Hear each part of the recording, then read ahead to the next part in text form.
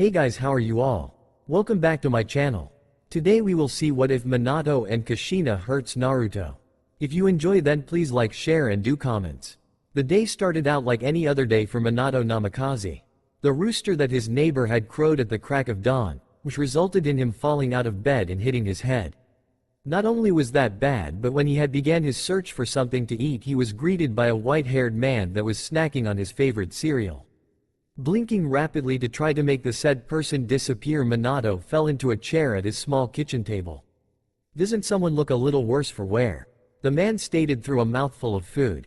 Minato respectfully pointed to a napkin, hinting at the fact that the man had a milk stain on the corner of his mouth. "I'm sorry, I was out late last night practicing." The white-haired man raised a quizzical eyebrow. "Is there a test today in class? Practicing is good, but you need to relax and behave like a kid once in a while." Blue eyes narrowed slightly as they focused on the worn-out tabletop. "But, I want to be strong. That way I won't have to lose the people I love. In order to do that I have to train Jiraiya-sensei." Jiraiya set down the small bowl as he looked at this young academy student that had caught his eye one day when he had been visiting. The young boy would not meet his gaze as he chewed on the inside of his cheek.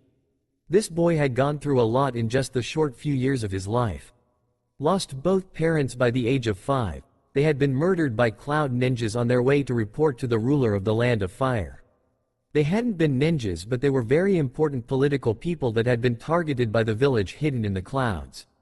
"Minato." The sound of his voice seemed to snap the boy out of his thoughts, and he gave Jiraiya a smile. "I still have lunch with some of the kids at school. And if everything goes good, I'll graduate the academy next time there is a graduation test. But enough about me, how did your mission go?" Minato asked excitedly as he scratched his head and tried to smooth his unruly hair down. Jiraiya's laughter boomed through the room. "Oh, it was great. There was this really pretty lady I wanted to get with, and it was clear she digged me, so I made some moves and then she..." Minato zoned out once Jiraiya started going on and on about the girl he had met during his mission.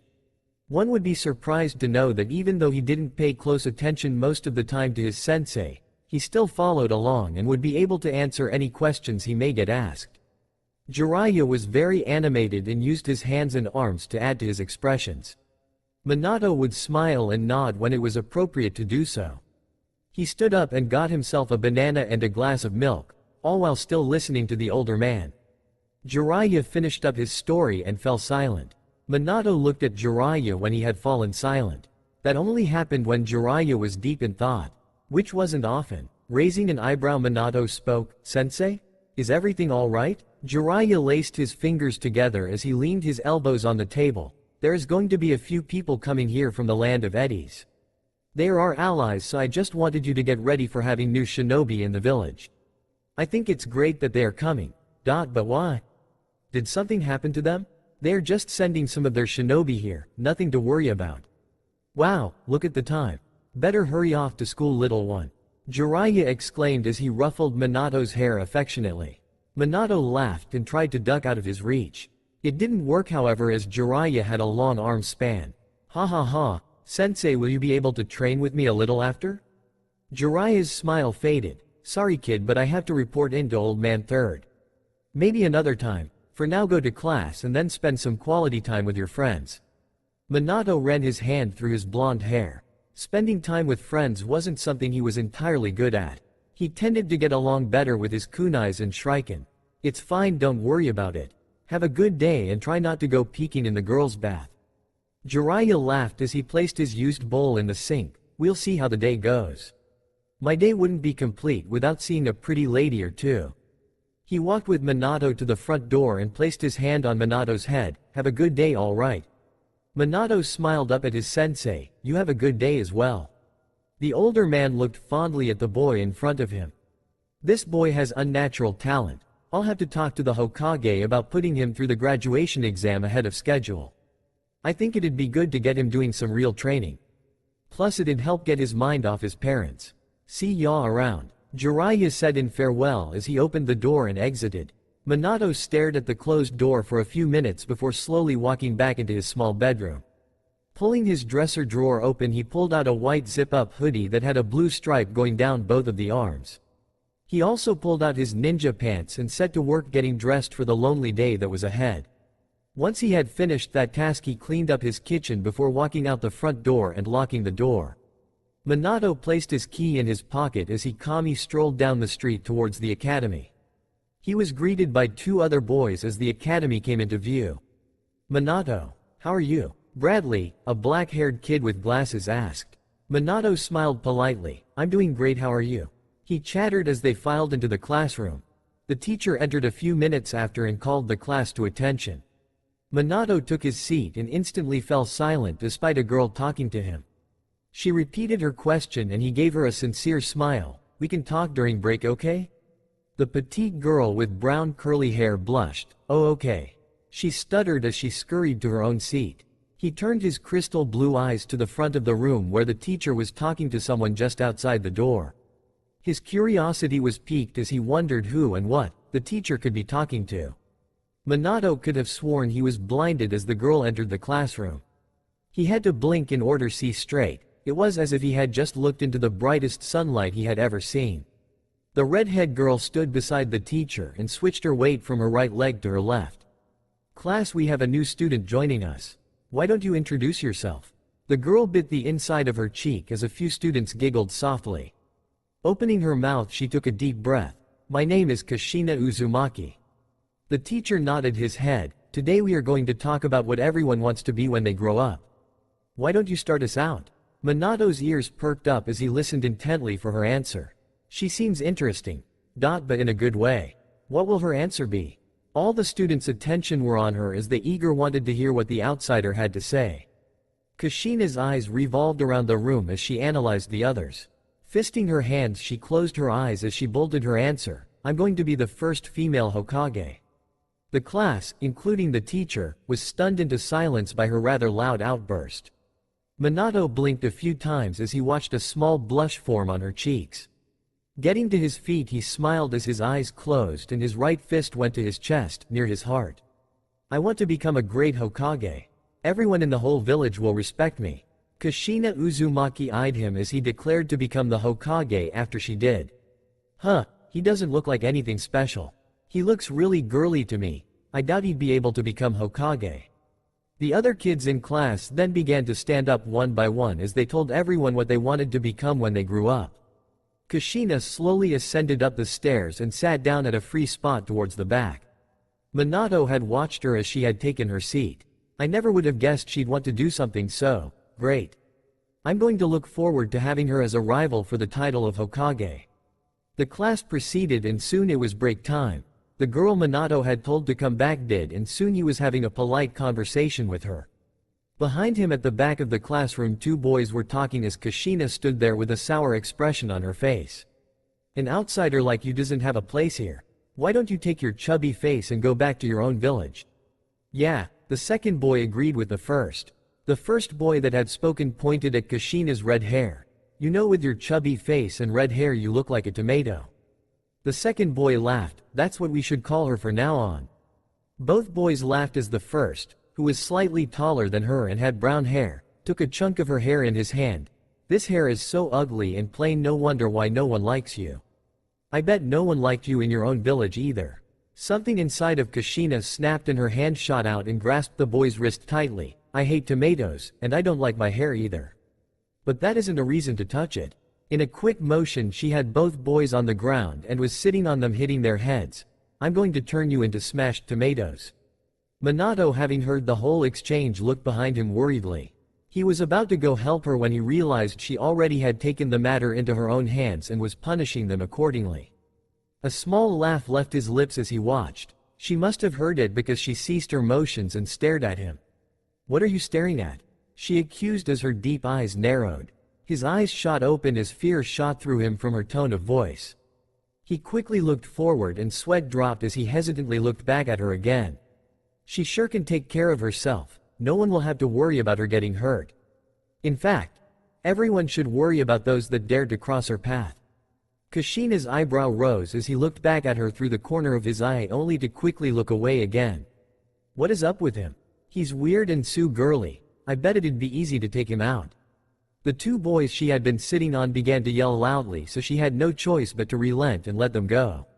As soon as she was off them, they took off and went to their seats. tears in their little eyes. Serves them right, soon they'll know not to pick on me unless they want a fight on their hands. Kushina wasn't surprised when the boys didn't tell the teacher what happened. It wasn't cool to be a tattletale apparently. Which was just fine with her since she knew the teacher probably would brush her off if she told him about what happened. She after all was an outsider. The clock struck 3 and everyone stood up to leave once the teacher dismissed them. Minato looked through the crowd of students until he saw her vibrant red hair.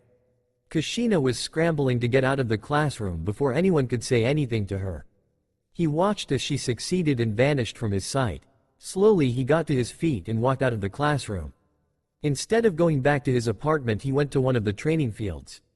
Pulling out a few kunai he twirled them both effortlessly in one hand.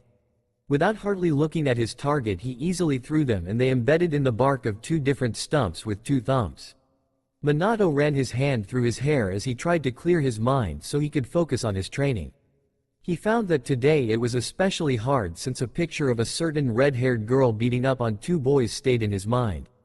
A smirk came to his lips as he took a deep breath and focused his eyes on the 2 stumps that were a good distance in front of him.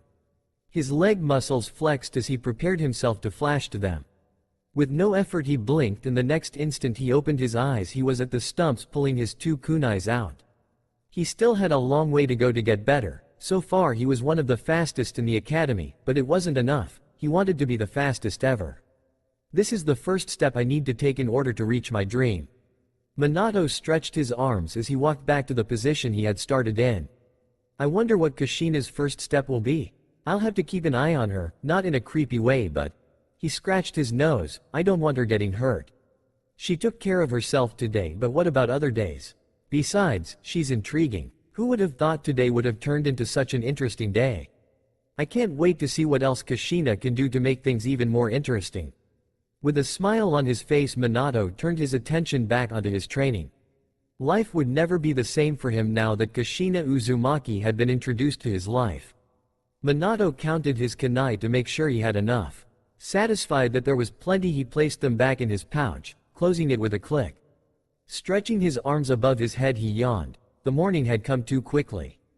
It was partly his own fault since he had stayed out late training the night before but he couldn't help it. He wanted to make sure that he was ready for the graduation test that was going to be this coming Friday. Getting to his feet he placed his pouch on his back pocket. It was a sunny day, perfect for more training. Soon his sandals were in place and he was out the door. The training field he frequently resided in was empty as he approached it. The sun glinted in his eyes as he focused them on the tree stumps that were directly in front of him. He grabbed a kunai from his pouch and twirled it around his middle finger. A puff of smoke appeared beside him but he didn't even blink. It was obvious who it was before he even spoke. I see you are out and about early. You must be getting a little nervous for the graduation exam that is approaching. Not nervous, I just want to be prepared. Minato stated matter-of-factly as he gripped the kunai firmly. With a flick of his wrist he sent it swirling towards the stump. Jiraiya blinked and suddenly Minato was gone. Bewildered he looked behind him to see if his student had managed to trick him. I'm over here. Jiraiya lazily looked over at the stumps. Sure enough Minato was there, leaning against it twirling his kunai. Wow, your speed has improved a great deal since the last time I was here to see you train. Minato humbly shrugged his shoulders. You've been gone for a long time, sensei. Yes I have, so it's been a few weeks since you met that new girl. How is she doing? She manages to get herself into trouble but she knows how to get herself right back out of it. Jiraiya laughed heartily. Oh, that's something I have got to see. Maybe I'll have to stick around. Minato shook his head as he walked back towards his sensei. Please don't do anything pervy. Pervy? Me? Are you kidding? I'm anything but pervy. A small smile played on Minato's lips as he listened to his sensei spout on and on about how what he did was research and there was nothing wrong with it. He's one crazy guy, but he's pretty cool at the same time. A bird chirped above them, causing them to both look up at the sky. Damn, I gotta go. Minato motioned for Jiraiya to go. Don't worry about me. I'll see you when you get back. With a departing nod Jiraiya vanished. Turning back towards the stumps Minato prepared himself to throw the kunai again. I have to be faster than what I can throw. Last time I almost didn't make it. I can't be even a slight bit off otherwise something bad could happen if I failed to catch it in time. Just when he was about to let it go, a cry filled his ears. Spinning on his heels, he faced northeast. What was that? The cry came again, and this time he wasted no time to spring up into the trees and to take off as fast as he could. The leaves whizzed past him as the sound of the girl increased in volume the closer he got. With one more jump, he was able to recognize the voice. Take that. Coming to a halt, he peered around the trunk of the tree and looked down at the ground. A glint shined from one of the boys that was on the ground. Upon closer inspection, he could see that the boy was wearing a leaf headband. So he's a genin. It isn't right for him to be acting this way. He should be showing his little brother the right way to handle things. He represents the village and he's doing a very poor job of it. Minato thought sourly as he watched the boy get up from the ground. It was apparent that Kushina had been able to land a few good punches to him. Seeing that made Minato fill with pride. No one could mess with her and get away with it scotch-free. His eyes widened as he predicted what was going to happen before it did. Instinctively he wanted to stop the attack from happening, but he also knew Kushina was more than qualified to handle this guy. It hurt him to watch as the boy grabbed her by the hair and pulled her to her feet. There they go again. Why is it always her hair that gets so much abuse? I don't see why everyone thinks it's so ugly. It's the opposite of ugly. Maybe I should go help her now. Just when he was about to jump down, he felt the change in Kushina's chakra. Instantly he stopped and watched as she began to pull herself forward. He could see the hair breaking with each step she took and see the pain that came on her face as she continued to press forward. Those tears, I don't want to see her cry. A pretty girl like her shouldn't ever have to cry. Minato thought as his hand clenched in anger. He didn't realize that he was upset until the bark on the tree began to crack from his own chakra. Gazing at his hand in puzzlement, he missed the last part of the fight. Peering down at Kushina, he realized that she had spoken to him. So you wouldn't even help me because I'm what? An outsider? Well, I'm getting sick of all this, you know. But shaking her head, she shouted at him again, not letting him finish his sentence before running off. Minato watched as she left, knew you could win. He sighed as he jumped to the ground and looked down the path she had just run. That was smooth. I don't know if I can ever get her to realize that I'm not out to get her. I'm not like the others. Minato turned in the opposite direction of the way she had gone and began to walk back towards the village. He was glad he didn't run into the two boys that had hurt Kushina on his way back, because if he had, he knew he wouldn't have been able to stop himself from giving them a good punch or two of his own. The village people were out and about, all eagerly trying to get their errands done. With his hands in his pockets, he passed Yamanaka flower shop. Veering back, he poked his head in the shop. Can I help you? A friendly woman asked from behind the counter. The last thing he wanted was to be in a flower shop, but here he was, walking in. She smiled brightly at him in understanding. Is there someone you would like to buy a flower for? Is there? It was then that his face lit up. Yes please, but I don't know what flower to give. Well, the lady moved from behind the counter and came to stand in front of him. What would you like to convey to this person? Convey? Yes, flowers can be used to say many things. They have a language of their own. Mrs. Yamanaka explained patiently. Their own language? Minato looked around the shop that was filled with all kinds of flowers. However, was he going to find the right one? Shopping for this kind of stuff is too hard. I'm not sure I can do this, he thought anxiously. Mrs. Yamanaka laughed as she placed her hand on his shoulder. Don't worry, I'll help you. How about we start from one side of the store and make our way around until you find the one you would like? Minato rapidly nodded his head. Anything was better than him trying to figure this out on his own. With another laugh, walked to one side of the store and began to explain to him what each flower represented. There were roses and they had a ton of different meanings since there were several different colors they came in. Right away Minato knew those weren't the flowers he wanted. It had to be something else. Something special. Well, if roses and lilies aren't the ones you want, then how about a sunflower? What does a sunflower say? Mrs. Yamanaka grinned as she picked one up. The sunflower is used to represent adoration. This person you are trying to buy for, are they someone you admire? Minato's eyes were glued to the sunflower as he nodded his head automatically. Now that he was looking at the flower up close, he knew that was the one. When Mrs. Yamanaka laughed, it broke him out of his trance-like stare. Well then, I believe you have your flower. Yes, he bowed, thank you very much. Moving over to the cash register, she retrieved a small vase and filled it with water. I'm assuming you will need one of these as well. She had the sunflower ready for him to go by the time he pulled out his wallet and handed over the amount that was needed. "Thank you," Minato said with appreciation as she handed him the flower. "You are very welcome. Please come again the next time you need another flower for this young lady." His cheeks heated up and he stuttered, "I. Waving her hand, she motioned for him to hurry along. "I'll be here when that time comes and I'll help you then as well." What does she mean by that? Ladies are nice but weird at the same time. I don't understand them. With a wave in farewell, he quickly left the shop. It wasn't like he was embarrassed to be seen with a flower, but he knew the rumors would start to fly if someone was to see him with one. So as soon as he neared a corner, he took and quickly flashed off, making sure not to harm the sunflower as he ran. The sun began to set as Minato sat in a tree branch, his legs hanging over the side. The sunflower was resting beside him, still looking as it did in the shop a few hours earlier. Touching his stomach, he swallowed. "I have a weird feeling inside of my stomach. It feels like butterflies, but why am I having this feeling? I'm so confused." Looking to the left and then to the right, he decided that now was as good of time as ever. Gripping the vase gently, he slid off the branch and landed smoothly on his feet. Using a quick walk, he neared the door and set the vase down beside it. His heart thumped loudly in his chest and he reached up and gave the door a good knock before turning tail and running back to the safety of his branch high in a tree.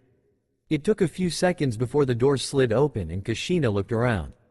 When it was clear that no one was there, an angry look filtered across her face before she glanced down and noticed the gift that lay at her feet. Minato watched as she bent down and picked it up. Her eyes darted to the left and then to the right before she leaned towards and it took a sniff. Once again she looked around and very timidly he heard her voice, "Hello? Is anyone there?" He froze and pressed himself harder into the tree. "Don't let her see me, please don't let her see me." When he didn't hear her voice call out to him again, he took a chance and looked back in her direction. She was still standing at the door, but this time she was smiling. Minato had never seen her smile so brightly before. As he sat in the tree branch above her and watched her smile, he made a decision. He liked her smile a lot, and he'd do anything in order to see her smile more often. The village was bustling by early morning as patrons walked to the small shops in order to buy the supplies they needed or simply wanted for the day. A small child ran through the crowds of people, laughing loudly as they held up an Enbu mask that they had been able to purchase. The child, with his brown hair falling in his eyes, nearly ran into Minato, who was walking slowly with his hands in his pockets. When the boy tumbled into him, Minato was quick to reach out and take a hold of the boy's arm as he was falling backwards. "Whoa, easy there." The little boy's eyes were wide as they looked up at Minato. "I am sorry." He stuttered nervously, obviously afraid that Minato would be angry with him for not looking where he was going. Minato ruffled the little boy's hair as he handed the mask back to him. "Just be careful, okay? You don't want to get hurt." Relieved that he wasn't in trouble, the boy smiled brightly and anxiously nodded his head. "I will, thank you."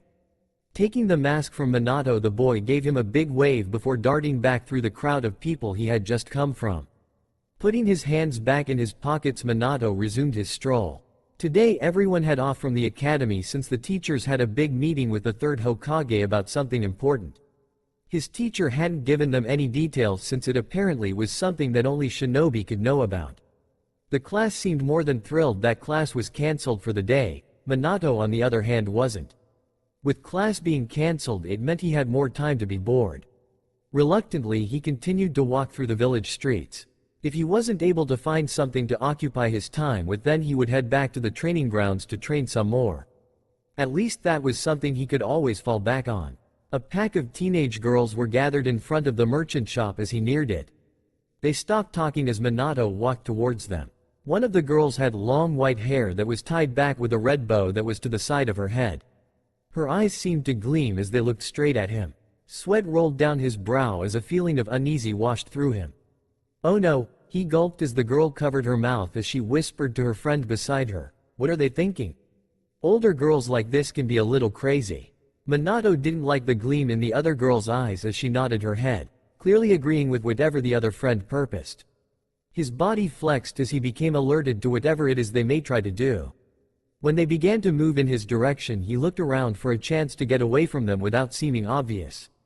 It quickly became obvious that there was no way he could avoid them without being completely rude. The girls began to giggle as they drew closer to him. "Hey, what's your name?" the white-haired called out to him. When they got closer, all thought of being polite was shoved from his head as he darted in the opposite direction. He could hear their calls and chants as he continued to jog through the crowded street. "I'll never," he pivoted his right foot as he neared the corner, and because of the angle of his foot he was able to propel himself faster. Understand why Master Jiraiya enjoys girls when they get crazy and scary like this. I'm 9 years old and yet the older ones seem to still chase me like a lost puppy. With his speed he accidentally side-swiped someone and the bags they were holding began to fall towards the ground. With quick agility he was able to grab both the bags before they fell. "I am sorry about that, ma'am. I was trying to not hit you." His ears perked up when he heard their voices. "There he is. Hey, stop running. All we want to do is ask you your name." The girl yelled, exasperated. Handing the bags back to the lady, he smiled apologetically at her. "I need to go, I'm sorry again." The lady was about to say something but was cut off as he zoomed out of sight again. "What a fast boy," she mumbled amusedly as she then began to walk again. Sweat glistened on his temple as Minato rounded another corner. Arms shot out and grabbed him, pulling him inside a shop. He was panting quietly as he listened for the girls to round the corner. He froze as they stopped near the shop entrance and looked around. Where did he go? Did you see which way he went from here? No, but he could only have gone one of two ways. I say let's split up. All right, signal for the other person if we find him, okay? K. The two girls then split up. Minato heaved a huge sigh of relief. That had been way too close. After he'd regained his breath he looked around the shop. He had been here before a few days earlier. Phew, that was a close one, wasn't it? Mrs. Yamanaka exclaimed as she straightened her apron. Minato spun around and looked up into this kind lady's face. Thank you for saving me." He stammered. Mrs. Yamanaka pinched his cheek affectionately. "No reason to thank me. I couldn't let you continue to be chased around by those 12-year-old girls, now could I?" He winced and tried to pull away from her politely. "That was a little scary," he admitted sheepishly, his cheeks flushing with embarrassment. She released his cheek at last and he rubbed at it with the palm of his hand. "I get the feeling that types of things will continue to happen to you, Goldie." "Goldie?" He peered at her curiously. "No one has ever called me that before." Mrs. Yamanaka went to a shelf and retrieved a water pail. She then began to water the flowers she had in the shop. Minato scratched the back of his neck before he began to follow after her. "I'm not sure what I'll do if that kind of thing keeps happening. It's frightening." He jumped when Mrs. Yamanaka began to laugh loudly. "Trust me, Minato, one day you'll enjoy having them chase you. Yes, right now they can be a little scary and strange, but soon that'll change." I don't see it ever changing. Girls are scary creatures that snap at you for the littlest thing, and sometimes you don't even do anything. They're too much trouble." Minato puffed as he folded his arms. Mrs. Yamanaka raised an eyebrow as she set the pail down on the wood floor. "Is that right?" "That's hard for me to believe." Her hand went in his hair once again. "Since you were just in here the other day to buy a flower for a girl." Minato tried to dodge under her arm, but when he looked up at her smile he faltered. "She isn't really a girl, not really. You should see her, Mrs. Yamanaka. She's really, well, she acts like a guy." "Does that mean you're going to tell me this girl's name?" With a tilt of his lips Minato easily dove out of her grip, a bright smile on his lips. "Nope. I guess that's something you're going to have to keep wondering about." Her hands went to her hips as she blew at her bangs that persisted on falling into her blue eyes. "Listen here, Minato Namikaze. I will get it out of you if it's the last thing I do. When I put my mind to something I always get it." It was at that point that Minato tuned her out. It wasn't that he meant to, it was just his attention suddenly got thrust in a different direction as he saw strands of red his peripheral vision. A lump formed in his throat and he had to swallow several times before the sensation would dissipate. His blue eyes turned and focused on the girl that was standing with her hands behind her back as she looked at one of the items that was on display outside a shop. The wind picked up gently, causing her hair to flow along with it. His feet led him to the side of the wall near the entryway, but he made sure to keep out of direct sight as he kept watching her. Mrs. Yamanaka stopped talking abruptly when she realized Minato's attention was taken away by the small girl across the street. With a knowing smile she moved to the counter. "So that's the girl that has caught his attention." Bending down to look in the small compartments, she pulled a few containers out and searched through them before she finally found a few pieces of candy. Covering them with her hands, she made her way to Minato. Not wanting to disturb him from his watching, she gently took a hold of his hand that was closest to her. Turning his hand over, she placed the candies in it and closed his fingers around them. Looking into his eyes that were now looking at her with confusion, she patted his closed hand. "These will help keep you from being too hungry while you're out today." With a wink, she patted his hand again and went back to the counter. Minato's sweat dropped as he looked at his closed hand and then back at Mrs. Yamanaka. What did that mean? "I don't think I'll ever be able to understand girls," he concluded as he stuffed the candies in his pocket. His ears perked up when he heard Kushina talk to the shop owner that had just came out to greet her. "But it will be nice to have this candy. I can eat it while I watch to see how Kushina is outside of class." An image of Jiraiya peeping in the women's bath made him shake his head quickly back and forth, and not like that. "I'm not like Master Jiraiya, I just want to see how she is outside of school, nothing creepy about that." "She's leaving." Mrs. Yamanaka's voice snapped Minato out of his thoughts and he quickly looked back at Kushina. Sure enough, she was walking away with a small purchase in her hands. With a wave over his shoulder, he counted to 10 before leaving the flower shop to follow Kushina. Minato calculated the distance he would need to stay behind her so he wouldn't be noticed. It only took him a few seconds to come to the right answer. Hiding behind objects that were big enough to obscure him from view, he continued to follow her as she walked through the streets. It was when she neared the last shop on the street that a small gang of genin emerged from the barbecue shop. "There she is. She's the one I was telling you guys about," the boy with brown hair proclaimed as he pointed at Kushina with a small curled finger. Minato narrowed his eyes as he jumped onto a roof of one of the shops that was just next to the barbecue shop. "It's him again." His hands tightened into a fist. Didn't he learn his lesson? What did Kushina ever do to him? It was as if his thoughts reached Kushina as she came to an abrupt halt. Her gray eyes scanned the group of boys as she counted how many of them there were. Minato could see the gears inside her head turning as she formed a plan. He relaxed his fist slightly. There was no reason for him to worry about her. She was more than capable of dealing with these guys. Even so, he would keep a good eye on her, and if they gained up on her he would be there in an instant to help her. "She's the one that punched you, is she?"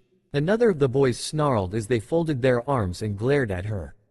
Kushina took a deep breath and stood up a little straighter, showing that she wasn't afraid. The boy that had his arms folded took a bold step towards her. "What gave you the idea that you could mess with one of our friends?" "He's the one that messed with me first. If he wouldn't have done anything to me, then I wouldn't have done anything to him," came her very easy reply. His green eyes narrowed drastically as he took another step towards her. Minato watched Kushina's expression closely to see if there were any signs of fear or uncertainty. Fire burned in her eyes as she pushed her hair behind her shoulder. "I wonder what else she'll do." Before his arm even shot out towards her, Kushina was already in motion. She bent under his arm easily and grabbed onto it. In one fluid motion she had caught her attacker off guard and had flipped him over. The breath left the boy as soon as his back connected with the ground, sending a burst of dust into the air. The boy hacked several times as he held his middle. Minato smirked and leaned his back against the wall. "Wow, she really is something else." Kushina clapped her hands together to get the dirt off. "Now if you'll excuse me, I have somewhere else to be." Pivoting on her heels, she began to walk around the group of boys that were now gathered around the green-eyed one she had just pounded to the ground. Sensing her chakra leaving, Minato quickly moved from his hiding spot to follow her. As Minato dashed after the red-haired girl, a man with long white hair smirked at the sight. "It appears the apple doesn't fall far from the tree. Looks like I have some spying of my own to conduct." In a small puff of smoke he was gone. The sun began to set as Minato hid in a bush that was just to the left of the training grounds that Kushina was currently working in. He had spent the entire day following her around. He found it comical how she would slurp her soup when she ate. Usually girls didn't do that, so it was refreshing to see her do it. His eyes widened as he watched her throw a kunai. It whizzed through the air at high speed and embedded in a training post. She smirked at her handiwork before skipping over to it. Yanking it out of the tree, she tossed it in the air and easily caught it in her hand. It was evident that she excelled in weapons. "I wonder how her ninjutsu is," Minato thought as he watched her put the weapon away in her holster. Peering over her shoulder, she checked to see if anyone was headed in her direction. Minato looked around as well and saw that there was no one in sight. What is she going to do now? She took a deep breath before slowly moving her hands. It was obvious that she was making the signs for the shadow clone jutsu. Interesting, I haven't had the chance to see her do this one yet. Shadow clone jutsu. She exclaimed loudly with her eyes closed tightly. A puff of smoke appeared and then slowly dissipated. Opening one eye she looked around, before looking down at the ground. There on the ground was her pathetic shadow clone. It was limp and had only the whites for its eyes. Kushina groaned as she bent down and poked its cheek. Well, that was a failure. I don't know how I'm going to pass the test if I can't do this simple jutsu. My parents are going to freak. The clone popped, leaving nothing behind. Getting to her feet, she began to make the hand signs once again. I'm going to do it this time. I can't let this get me down. Minato watched as she practiced over and over again the shadow clone jutsu. Sweat was dripping down her temple as she heaved deep breaths. Wow, she's really something else. He thought as he twirled a leaf in his hand. She's getting close to having it down. I'm sure with another day like this one she'll have it. But, Kushina screamed and kicked at the ground. Dirt flew into the air and hit her in the face. She coughed and spit. This is so stupid. I don't like ninjutsu. She doesn't have the patience it'll take. I hope she'll be able to pull it off. It was at that moment after her outburst that she looked at the sky. Shoot, I'm so late. Her hair swung behind her as she quickly dashed out of the training fields. Minato emerged from his hiding spot after a few minutes. Stretching his arms above his head, he felt his back snap a few times. I've been in there for hours. He commented. Well, I never imagined you would be the type to hide in the shadows to observe someone. Minato's stomach sank at the voice that spoke behind him. Oh no, how long has he been there? You have nothing to say? I don't blame you since I've caught you red-handed. Jiraiya stated rather proudly as he put his back to a tree. I am not like that. Minato sputtered as he turned red-faced to his sensei. Jiraiya raised an eyebrow as he stroked his chin. Really? With what I was seeing, that isn't true. If she had gone to the hot springs, I'm almost positive you would have followed her. If his face could go redder, it would have. And not true. Jiraiya gave a hearty laugh as he watched the young boy fidget uncomfortably. Just be glad she didn't notice you. I'm sure she would have given you a bloody nose if she had seen you. Minato looked at the ground. I wouldn't have let that happen. Pushing away from the tree, Jiraiya reached out to place his hand on Minato's head, but the boy moved too quickly. I don't know about that squirt. I wouldn't. You'll see, sensei. One day I'm going to be the strongest and no one, not even you, will be able to sneak up on me. He declared, his blue eyes glistening with determination. Jiraiya smiled. I have no doubt of that. Now let's get you home. You need to shower. You smell like something the cat dragged in. Minato sniffed his sleeve and grimaced. Yeah, I had to hide in a dumpster one time so she wouldn't see me. It was a close call. Dumpster, huh? Wow, you must have run out of options. I did. The two walked side by side out of the training grounds. Minato continued to talk to Jiraiya as they made their way towards his small apartment. Jiraiya nodded and added his own 2 cents in all so he could embarrass Minato some more. This kid really could be the one he could be the child of. The class was chatting loudly as students filtered into the classroom. Minato Namikaze sat in his assigned seat and absently twirled a pencil around his fingers. It had been a week since the time he had followed Kushina around town. He yawned as the others around him continued to chat endlessly with each other. It was clear they were all eager to get the day over with. Winter vacation was going to be upon them soon and they all waited anxiously for it. They were ready to have a break from being constantly at school and training. At least, most of them were ready for it. For Minato, it was just a reminder of the fact that he had no one to return home to, unless his perverted sensei was around instead of on a mission. He wouldn't hold his breath for that outcome, however. Exhaling loudly, he caught the attention of Kushina, who was sitting a row below from him. She turned her head and raised an eyebrow in his direction. Is there something wrong? Minato was taken aback by her inquiry. Never before had she spoken to him first. Usually the two of them exchanged words only after they were forced to spar against one another for class, which usually ended with him pinning her to the ground, earning him the death glare from her for weeks. No, his answer slipped from his lips as he looked into her gray eyes. That was probably the lamest answer I could have given, he thought as he clenched his pencil in his hand after having spun it for the 20th time. Kushina shrugged nonchalantly, showing she didn't care either way. Then you better work on your mannerism, because with that loud exhale you did give the impression that you were bored or something, you know. Minato couldn't help but notice how often she said the phrase, you know, all the time. To most people that annoyed them, but he found it endearing. It was something she did without consciously knowing. The corners of his mouth turned up into a smile. It was one of the many cute things she did. When he realized that Kushina was still looking at him, he felt his stomach drop as she gave him a look of disgust. Fidgeting in his seat, sweat dripped down his face. Holy crap, she saw my smile and it totally freaked her out. What do I do? His blue eyes darted around the room as he tried to come up with something clever to say to cover up his tracks, or at least, save him. The homeroom teacher entered and called for their attention. Minato watched as Kushina gave him one last look from over her shoulder before she looked at their sensei. Hanging his head, he mentally groaned, that was not the best thing I could have done. I mean, of course she'd be freaked out with someone smiling at her like that. Curse it all. All right class, I have exciting news to tell you today. I just got back from talking with the other teachers and we've decided to mix things up a little bit. Instead of the normal assignments that all of you are used to this time, we're going to split you up into two-man teams and you will be given an assignment that you will be completing together. Every group will have something different that they will be trying to accomplish. He held up the small stack of papers that he was gripping in his right hand. I have the teams already decided and papers for both of you to use.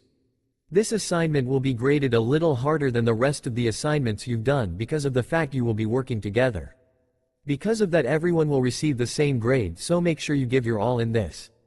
Minato leaned his chin on his palm and watched with interest as the teacher began to hand out the papers. I wonder who will be forced to deal with me. Hopefully it's someone that can at least stand me. The teacher was to Kushina by this point and she took the paper gingerly in her hands. Minato watched her back as she scanned the paper. He froze when he saw her shoulders tense and time seemed to slow as she turned around in the bench to look at him. Minato slowly looked her in the eye and wished more than anything he could read her mind. It was clear by the look on her face that she wasn't happy about her partner, and with the way she was looking at him, made it obvious it was him. He got his own paper and glanced at the white page in order to look away from her gaze for at least a moment. Sure enough, the name right next to his was Kushina Uzumaki. The paper crinkled a little as he lowered it and brought his gaze back to her. Looks like we're partners. Yeah, are you sure you'll be able to handle this? I mean, she looked him up and down, almost as if she was seeing right through him. You don't look like you can handle much. Even though you can hold your own ground when it comes to training, I don't know if you'll freeze up out in the real world. Why don't you come out and say I look girly? I know you think it. He thought as he nervously cleared his throat. I promise I won't be extra baggage. I can carry my own. Kushina squinted her eyes at him and after a moment the look of worry left her. Holding out her hand for him to take, she cocked her head. All right, we'll see if you can handle this. For now we're working together, which means I won't leave your back uncovered. Minato took her hand as they shook on it. Thanks, and I've got yours. You better, you know. Glancing back at the thin sheet that was on his desk, the corner of Minato's lips turned downward. How are we going to be able to pull this off? I mean, assist a lady to the next town? This is like a mission for Genin level and we haven't even graduated yet. How did the teachers get permission to do an assignment like this? I'm sure a lot of you are concerned about the contents of your assignments. Don't worry, there will be a Chunin level shinobi traveling with you. However, they will be working in the shadows and will only assist you when they feel as though your lives are in danger. The Hokage has agreed to this assignment full-heartedly, so please, make sure to use what you have learned thus far in your schooling. Hesitantly, Minato raised his hand. When his sensei nodded at him, he spoke in a soft but clear voice. You said we all have different missions. Does this mean there will be a chance we'll meet up with each other? Good question as always, Minato. No, each of you has something unique that all us teachers thought would best be suited to your skill levels. Is there any other questions? His green eyes looked at each of the students in the classroom. No one moved an inch as they all looked at the assignments. Good, now the days that are on the top of your paper is the day the assignment will take place. We are giving you guys a taste of what life will be like once you graduate. It's better for you to understand what you'll be getting into before you take the plunge. The bell rang loudly in all the ears of those in the building. With a farewell, their teacher gathered his supplies and left the classroom. Kushina got up and turned around with her books in her arms. Are you really ready for this? I really don't want to be stuck in this assignment with you if you aren't. Stuffing his supplies in his shoulder bag, Minato kept his eyes off her face. I promise I'm ready, and by the looks of it we'll be having our assignment in a couple of days. Kushina watched as the others in their class shuffled out and stayed quiet until it was just the two of them. I wonder if anyone else had a mission like ours. Don't you think it's a little advanced? That was the reason why she kept asking him if he was ready. She was nervous, it was obvious by the way her hands nervously clenched at her books. Minato bent down a little so he could put the strap of his bag over his head so it rested on his opposite shoulder. Sensei did say they went over it and only assigned missions they thought was to our skill level. Obviously they think we can handle it. But why not a 3-team squad? Why only a 2? It will be a 3-man squad. We'll have at least a Chunin level shinobi with us, remember? They'll just be hiding in the background to make sure we don't mess things up too bad. Minato reminded her as he began to walk down the stairs. She fell into step behind him, and when they reached the landing she walked beside him. I knew that. He chuckled at seeing her cheeks flush. Timidly he nudged her shoulder with his own. Hey, don't sweat it, and it was easy to miss. Our teacher didn't go over that part well enough, so it doesn't surprise me that you missed it. I'm sure others in the class missed it entirely and they'll wish they would have paid closer attention. Kushina smiled back at him. Well, next time I won't miss simple things like that, ya know. I'm sure you won't. Minato liked talking with her like this. It was nice to be able to talk to her normally without having to worry about her finding something he said mean. When that happened, she'd lash out and punch the person in the face, which was something he desperately didn't want to have happen. Being with her had to come to an end. Once they reached the door, Kushina gave him a wave in farewell and scurried away before he could say anything else to her. Adjusting his strap on his shoulder, he began the trek back to his small apartment. Maybe this mission won't be so bad after all. I'll be able to talk to Kushina for longer than 10 minutes before she leaves and acts like we don't know each other. It'd be cool to become actual friends. The day of their assignment came faster than either of them realized. With packs on their backs, his blue, hers green, they set out with determination to finish the task with high marks. It wasn't long for them to reach the small neighboring village that their charge lived in. Minato looked around as they passed house after house.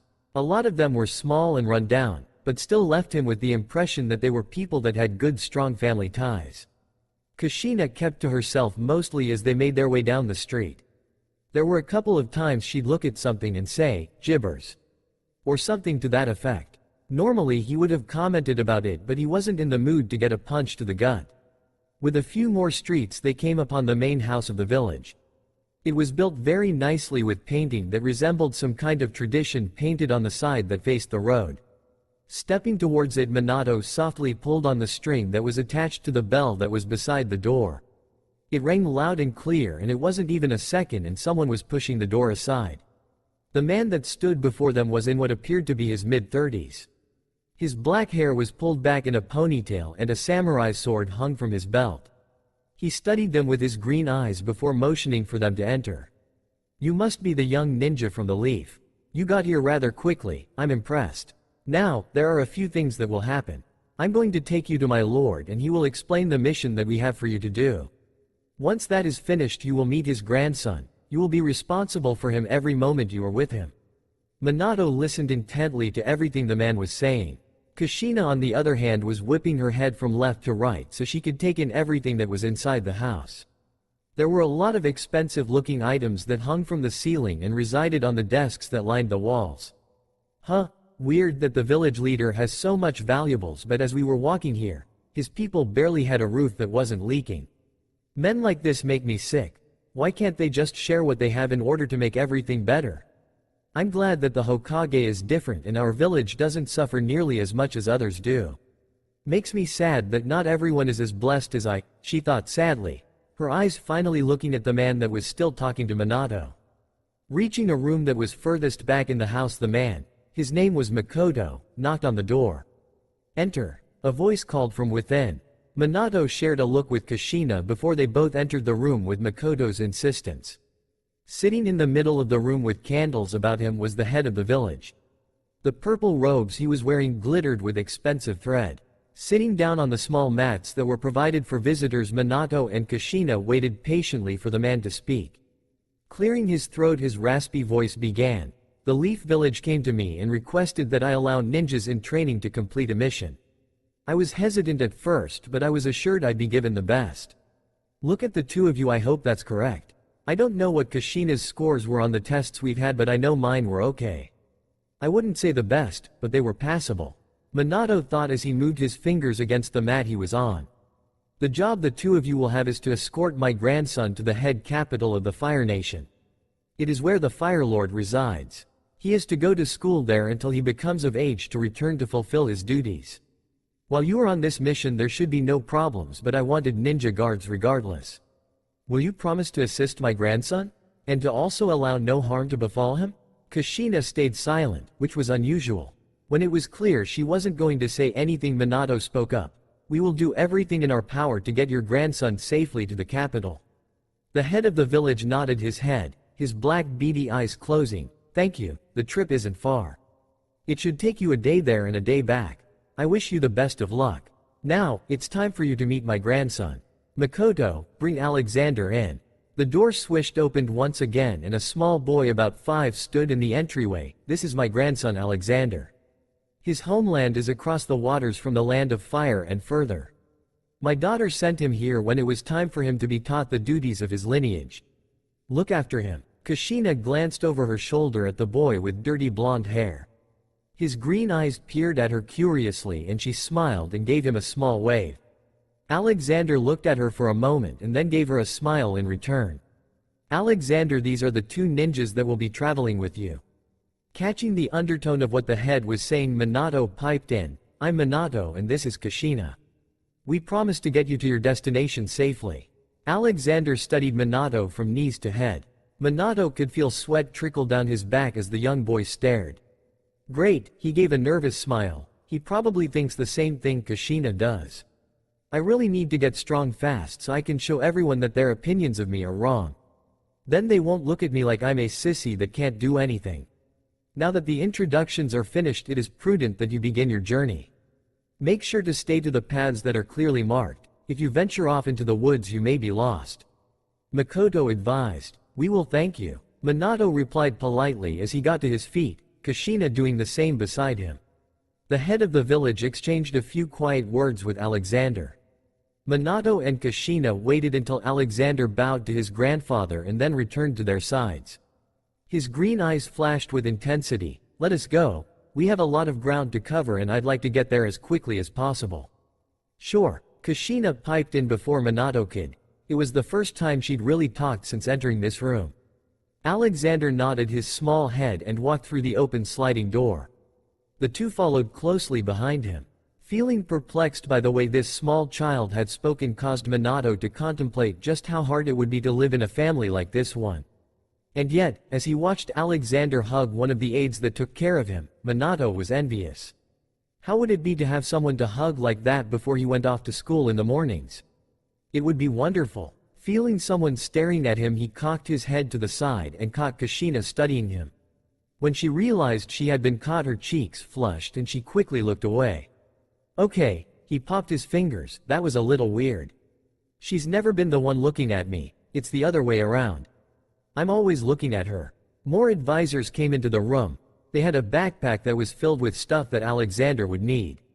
They placed it on his shoulders and spoke to him of the importance of staying close to his protectors.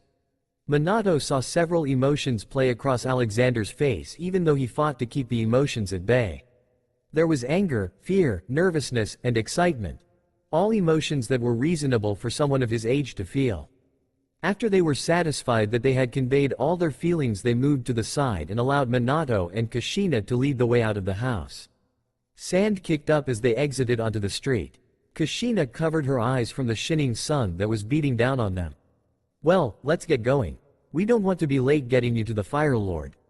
Alexander seemed to be gazing at Kushina with new eyes.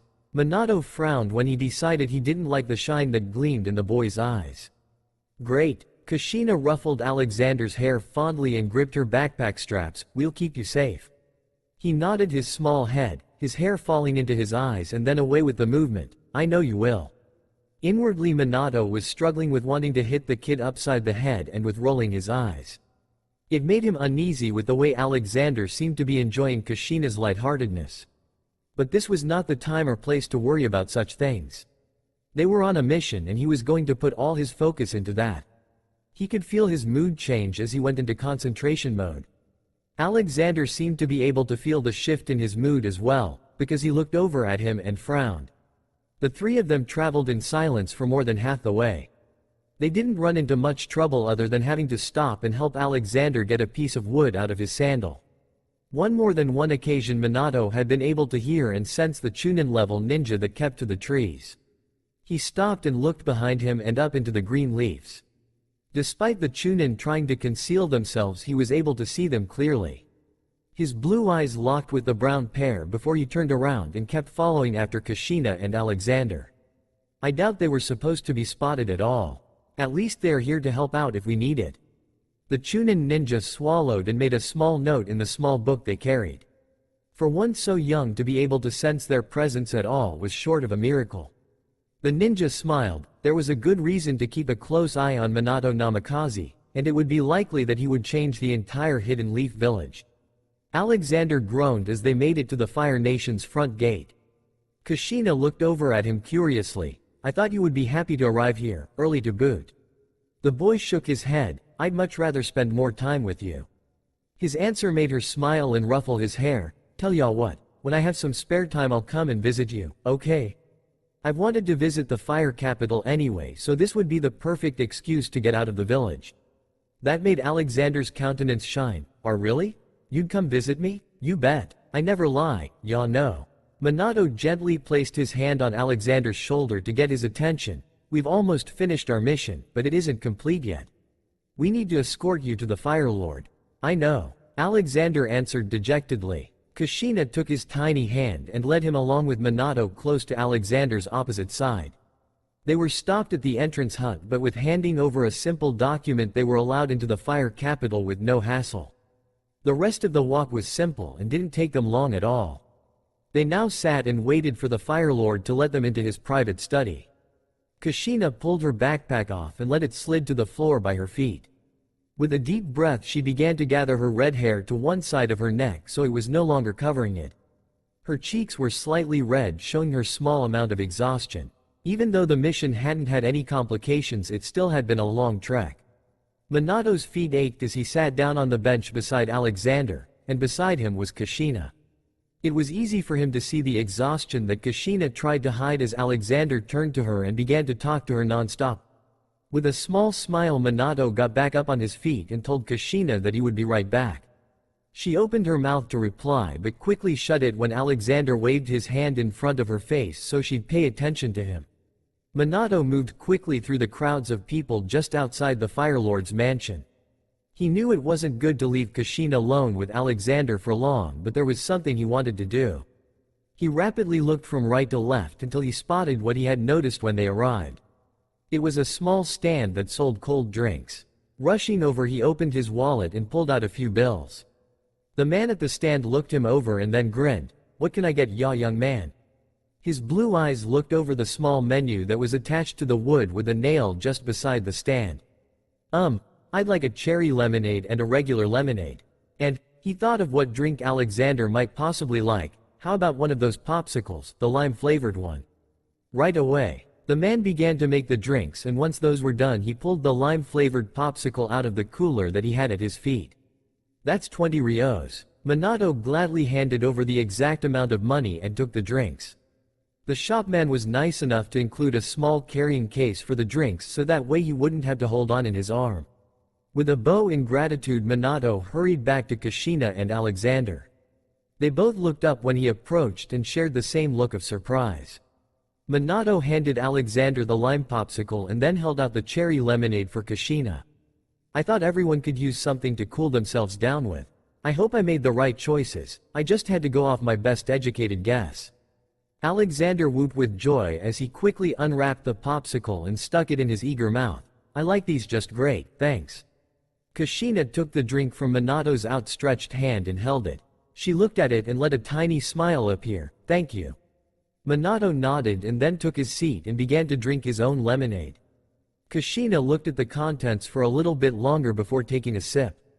Her eyes closed in happiness as the taste hit her senses. "It's my favorite. How did he guess? Maybe Minato isn't such a sissy after all. She continued to enjoy her drink, completely unaware of Minato watching her stealthily through the corner of his eye. He smirked as he downed the last of his lemonade. Get Kushina to smile without being in hiding, check. Now I just need to work on her talking to me more. After they had enjoyed their refreshing items, the Fire Lord came to greet them.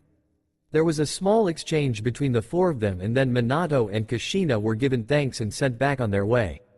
The walk back to the village was just as uneventful as the walk there, but there was a change in Kushina this time around that had Minato puzzled. For once she wasn't refusing to talk to him.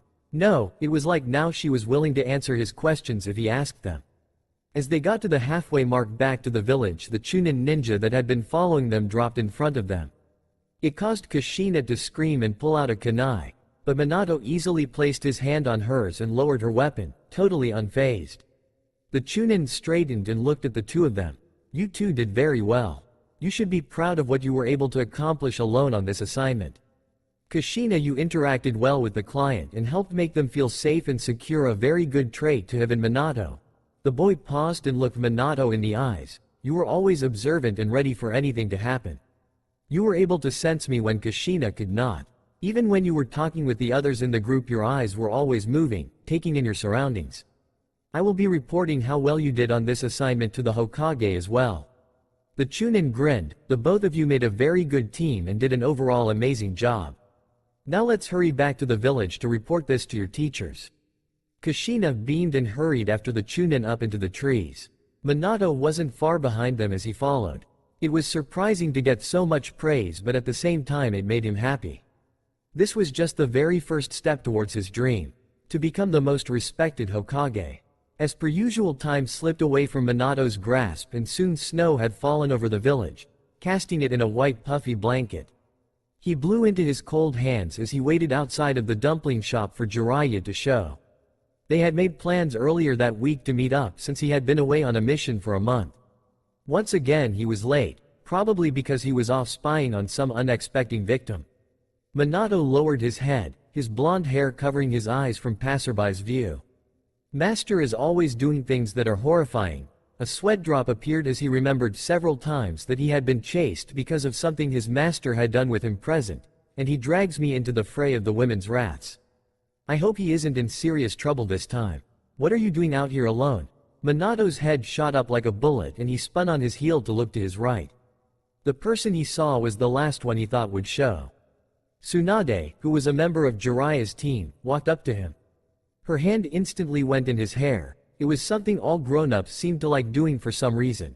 I thought for sure you'd be off with some little vixen that'd have your heart tied around their finger. Oh, of course not, Minato blubbered. Jiraiya-sensei told me to meet him here, and well, he's late. A vein throbbed painfully on her face. That means, he's doing something he shouldn't be. The young boy knew that if he didn't do something soon, that Tsunade's legendary anger was going to be tossed at his sensei.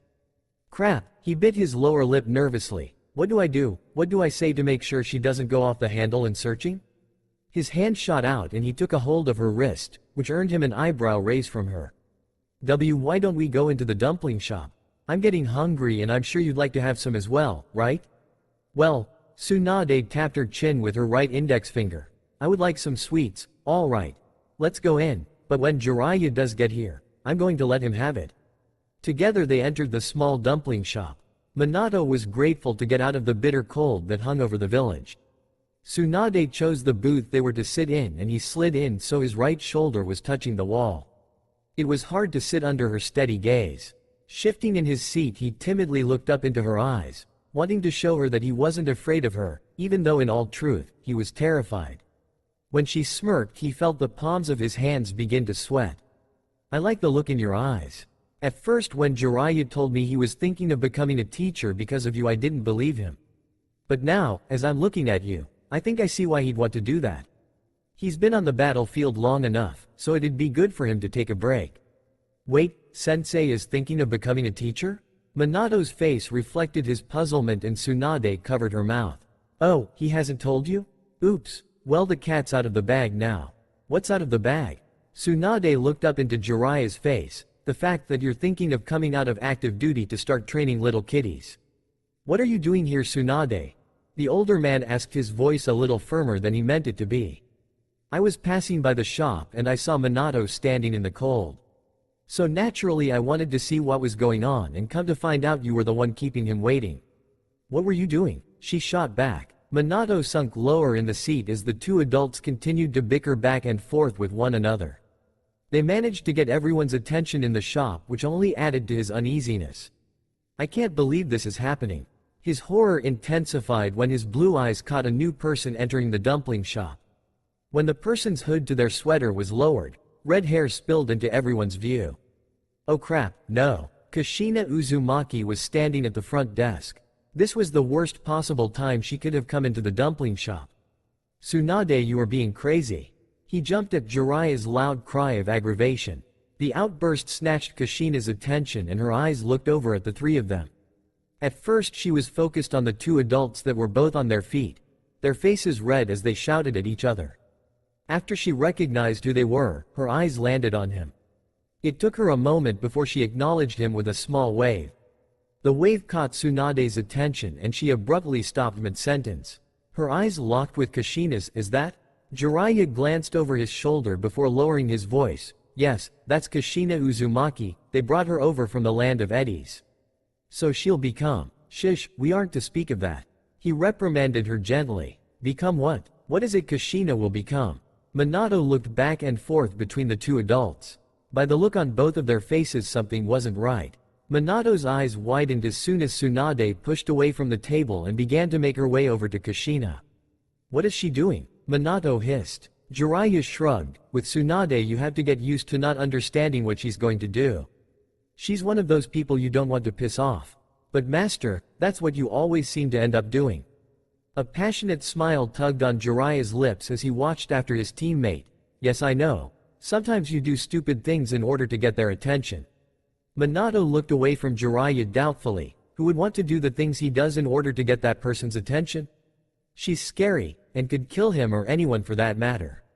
Tsunade walked right over to Kushina, who was desperately looking for an escape route that could get her away from this crazy woman as fast as possible. Almost being able to sense what Kushina was up to, Tsunade placed a hand on her shoulder. Now why are you here alone on a night like this? Don't you have friends that could come with you? Kushina sighed in defeat and looked up at the taller woman. I usually come here alone. I like the dumplings here. Plus, I like to watch the other people. So you're an observer, nothing wrong with that. In fact, it's a very good trait for a shinobi to have. Thanks? Now, Tsunade took her hand away. Why don't you come over with the three of us and enjoy your dumpling with us? It's better than sitting alone, and I saw the exchange between you and Minato. I think he'd like it if you came. Huh? You think so? Kushina asked, surprised by the thought that the boy would want her around at all. All I do is treat him like dirt, so why would he want to hang out with me? Not to mention, yeah. Tsunade laughed. Duh. Does that kid look like one that wouldn't want you around? Following Tsunade's hand, Kushina looked over at Minato again, who was talking to Jiraiya, his blue eyes ablaze with seriousness. Her chest tightened suddenly and she was perplexed because of it. That never happened to her before. Maybe it was the stress of tests that they had just finished taking. I guess not. Minato is kind to everyone, so please come sit with us. Somehow she knew she wouldn't be able to get out of this one. When Tsunade had her mind set on something, it was nearly impossible to get her to change it. Kushina nodded her head and tripped over her feet as Tsunade took a hold of her wrist and hurried them over to the table. Look what I found. She's going to sit and have some dumplings with us, and then you can walk her home, Minato. Minato choked suddenly, which was totally uncool since he hadn't been drinking or eating anything. The man that towered over him laughed loudly and slapped his back. That's ungraceful, choking on your own spit. His cheeks heated up and he knew he was blushing. Kushina tilted her head to the side, not sure why Minato was acting all flustered. Tsunade pushed her into the booth and she quickly recovered from the shock of it and scooted to the inside. Jiraiya did the same to Minato, so the two of them were sitting across from each other. So you two are classmates? Tsunade inquired curiously. We've been in the same class since I came here. Kushina answered since Minato sat across from her silent. That's great. Minato's at the top of his class, so I'm sure he can give you pointers when you need them. Minato wanted to be anywhere but here at this moment. Why was Tsunade saying these things? Was she trying to get Kushina to hate him again? They had just started to get on level footing and now this was happening. She really doesn't need my help. Everyone looked at him since it was the first thing he'd said since they all sat down. Kushina is really great at what she does. Anyone would be lucky to have her in their team when it comes time to organize them. Tsunade studied the two of them before grinning from ear to ear. They would. I didn't mean to say that you weren't great as well, Kushina. I've heard a lot about you and I'm excited to see where you go. Thank you. Kushina replied reverently. It wasn't often she got compliments. Jiraiya exchanged a look of warning with Tsunade, who ignored it. Turning once again to the two children she spoke. So, what are the plans for the holidays? Do you guys have anything fun going on? Kushina shook her head, just spending time with my family. How about you, Minato? Minato shifted in the seat. Not much, I just do the same thing I've always done. Study. His answer made Kushina's eyes widen. What? You don't do anything else? There must be something. He shrugged. Not really, that's about all I do. That's sad. This year you should do something fun. She announced. Minato gave her a smile. I think I might. The dumplings everyone had ordered came and they began to dig in. The two adults ordered sake and soon they were laughing loudly. Minato and Kushina both giggled when they began to say weird things. Grown-ups aren't very smart when they get drinks in them, Kushina observed. Minato agreed fully. No kidding, there have been a lot of things this big baboon has done when he's been drinking. Some of the things have been scary. Scary? I don't mean scary as in I fear for myself, no, I mean, he paused as he tried to come up with an example. Like one time he ran around my house wearing only a loin cloth. Things like that. Ew. Yeah, that'd be scary. Exactly. Rather abruptly the adult stood up. With red cheeks Tsunade pointed a finger at Minato. Now you walk her home, understand? I don't want to hear she got attacked, got it? Yes ma'am. Good, now you two better head home. Minato and Kushina promised that they would be on their way shortly. The two of them watched as the adults staggered out of the dumpling shop. When they were out of earshot they both started laughing. Pulling out his wallet, Minato laid enough money down on the table. Wait, why are you paying? Isn't that the adult's responsibility? Kushina asked as she pointed at the green bills. They were both so out of it I didn't want to ask. Besides, I don't mind paying for it. I don't have a lot but I have enough for this. Wow, not only is he nice but he's responsible. I think my judgment of him that first day was wrong. Minato Namikaze isn't a sissy, he's amazing. Kushina's mood lowered as she thought about everything. Even though he was a great guy there was no way he'd want to really be friends with her. Therefore, she didn't need to be friends with him. Minato frowned when he saw the look reflecting in her eyes. She always got this way after they talked. What do I say to make her like that? I need to figure it out so I don't do it anymore. Shall we go? Huh? She snapped to attention. Oh? Yeah, of course. Taking the lead, Minato began to trek into the snow. They walked in silence for a few steps and then it began to snow lightly. Do you like the snow? Kushina looked up into the sky. Snow, yeah, I do like it. Reminds me of home a lot. We always got a lot of snow when it was this time. Seems like this place does as well. Yeah, there are times when it's hard to get around places. I know. Back home it would sometimes snow so much that we couldn't get out our front door. I loved those times because it meant we got to stay home and spend time together as a family. She beamed as she started to think about the times she had had. Minato listened to her closely as she began to go into another story about some of the things she'd do with her family. It was nice to see her so happy and full of light. When he had a family someday, he hoped it'd be filled with the love she told him about. They were about to pass a shop before heading into the section of the village where her family resided. Lifting his hand up to stop her, he smiled apologetically at her. Hey, wait here a second, I need to get something. Huh? Okay, just don't forget about me, ya know.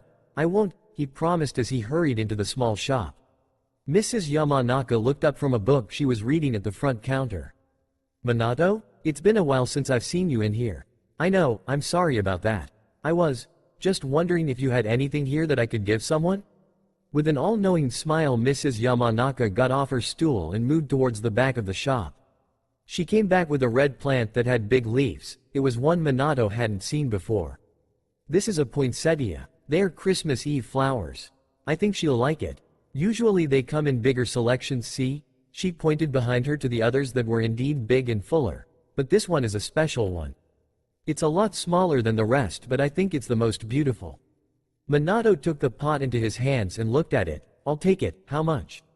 Don't worry about it. You have a Merry Christmas and you come visit me on the day, you hear? I don't want you to not have a Christmas dinner.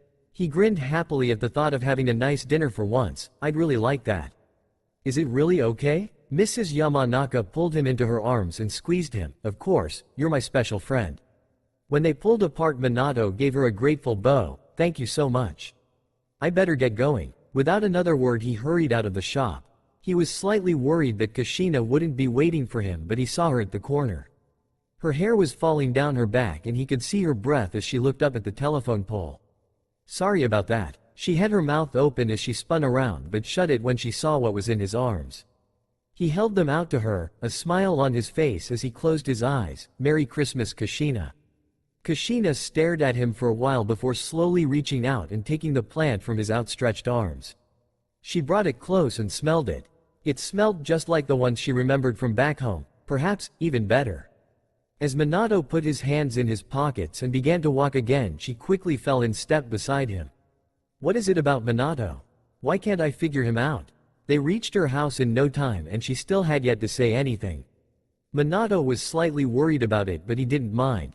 Sometimes Kushina didn't say anything, which was odd for her, but at the same time it told him she was thinking. She stopped and planted her feet in front of him. The flower in her arms matched her own red hair. Licking her dry lips, she took a deep breath. Thank you for the present. You're welcome. With a small unsure smile, she began to walk up towards the big house. Minato was about to turn to go when her voice stopped him. Have a Merry Christmas, Minato. With a surprised look, he glanced over his shoulder and saw her smiling at him. It was the same smile she had done when he had snuck flowers over to her earlier that year. But this time, it was directed solely at him. He raised his hand and gave her a wave before turning around and shuffling through the snow that was steadily getting higher. The holidays came and went, and before any of the students knew it, graduation tests were among them. Minato Namikaze closed his eyes and enjoyed the gentle breeze that brushed against his face, tossing his blonde hair in every direction. He wasn't nervous at all for the exam. He was prepared for anything that they would test them on. His master had been here earlier in the week and had given him some extra training in order to help him be even more prepared for what was to come. Minato was grateful that he had a great man like Jiraiya that was willing to help him with tasks like these. It made it easier for him when Jiraiya was around doing the things that his own father would have been doing if his life hadn't been cut short. Painful memories shot through him, causing his body to tremble. Holding his stomach and took deep breaths to calm the feeling of nausea that had hit him like a bag of bricks. I can't think of them right now. I cannot afford to lose my focus. I need to graduate and then the real work can begin. Straightening his shoulders, he began walking again. His body moved on its own without his mind having to consciously be thinking about where to go. A figure fell into step beside him but remained silent. Minato knew right away it was Kushina. Ever since Christmas she had been acting strange around him, almost began treating him like she had before the mission they had gone on and the present he had given her. For a while it had concerned him, but after a few days he decided it wasn't good to dwell on negative thoughts. The two of them walked in silence. When they rounded the corner by the general store, Kushina liked her lips. I bet you aren't even nervous, are you? Minato shoved his hands into his pockets, not sure if he should answer honestly. No, not really. His answer didn't catch her by surprise. He could tell without even having to look at her directly. What do I say to her? It's obvious she is nervous, even though I don't think she should be.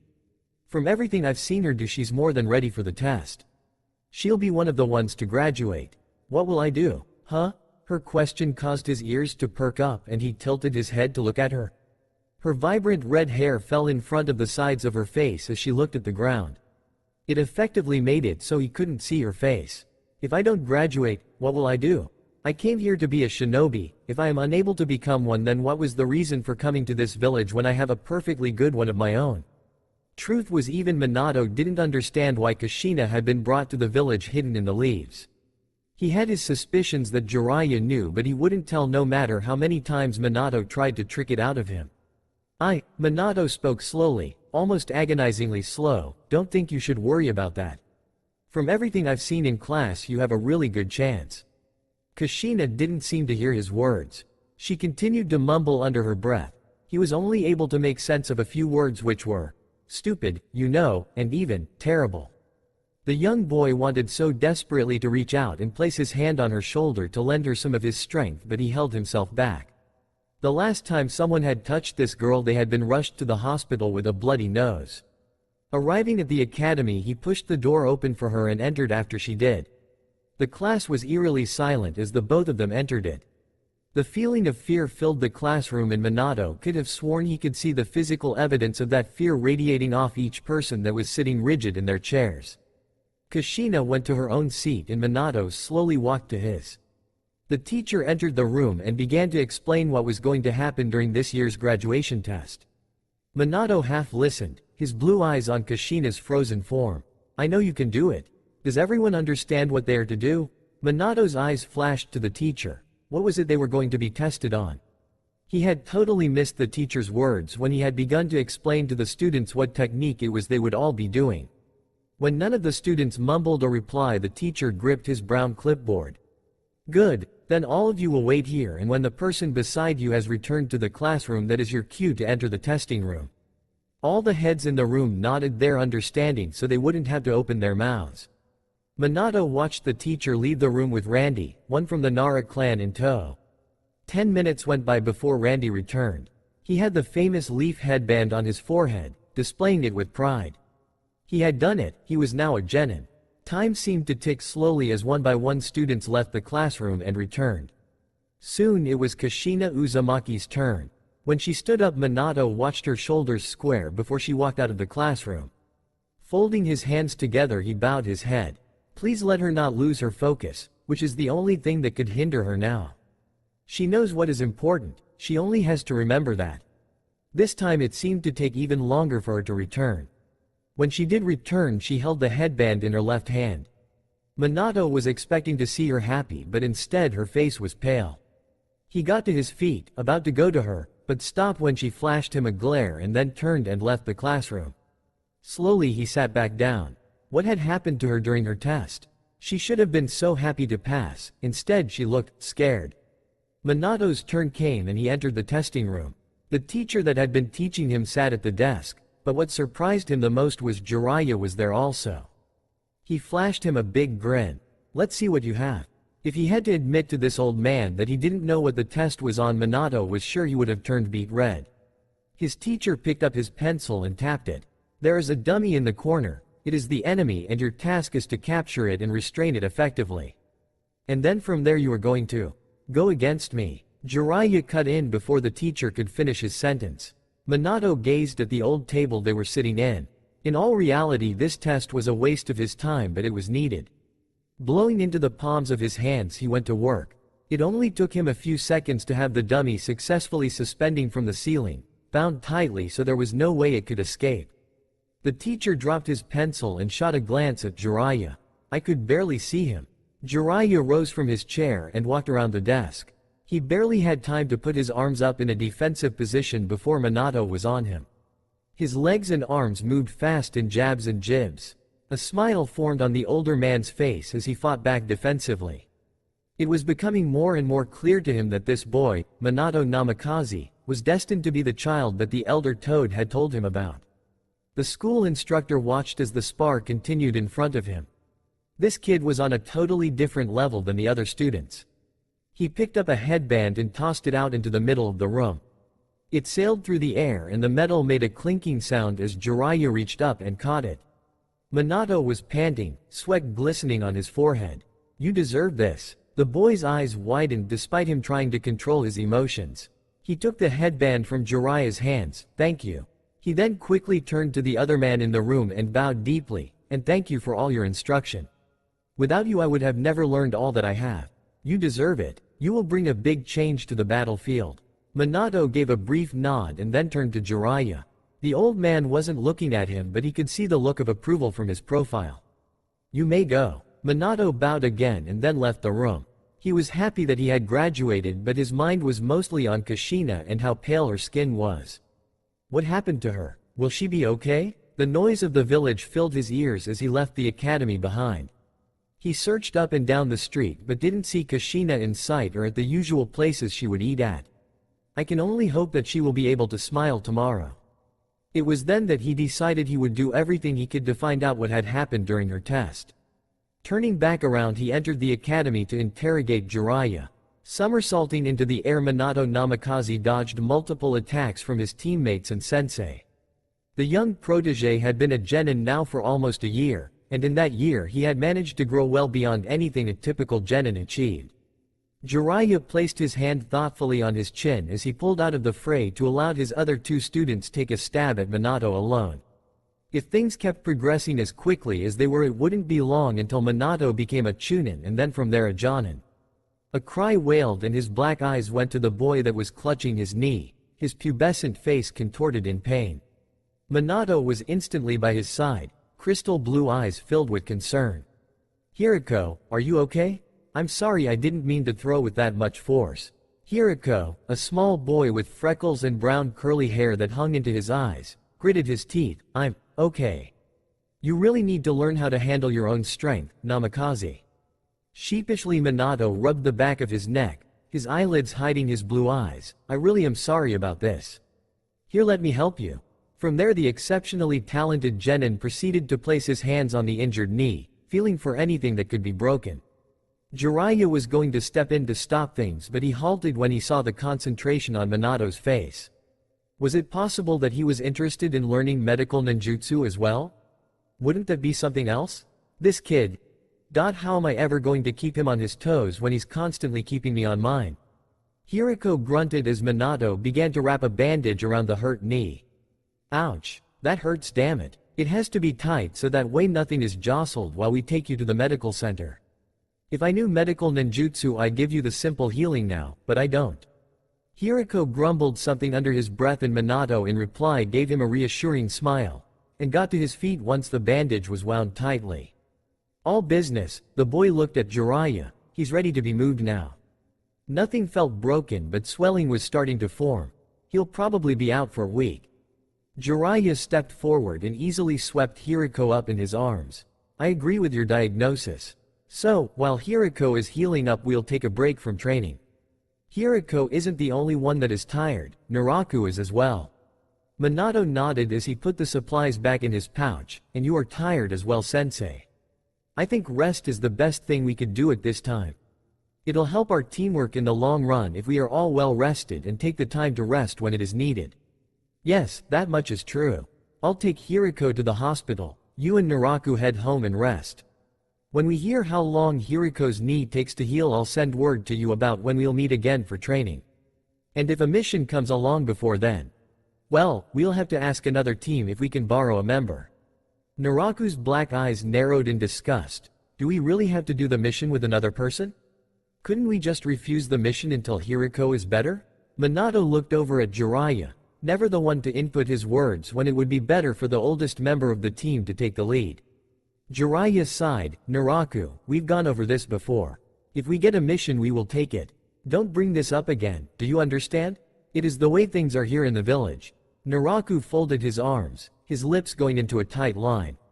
A sense of unease and unrest flowed through the team as they walked away from the training grounds towards the village. Minato was silent the entire way, his mind constantly turning with what had happened during the training session. He hadn't meant to hurt Hiriko, it had just happened. "I need to get stronger, so that way I don't ever hurt those that are close to me. Right now my focus is still not where it needs to be. If I did this..." The genin began to think of all the ways he could improve on his focus and control of his strength that he didn't even notice when Naruto took the first street to the right once they were in the village. Leaving the three without a word, it was his sensei's voice that snapped him out of his thoughts. "Mrs. Yamanaka is waving at you. I think she's missed seeing you come in every day to visit with her."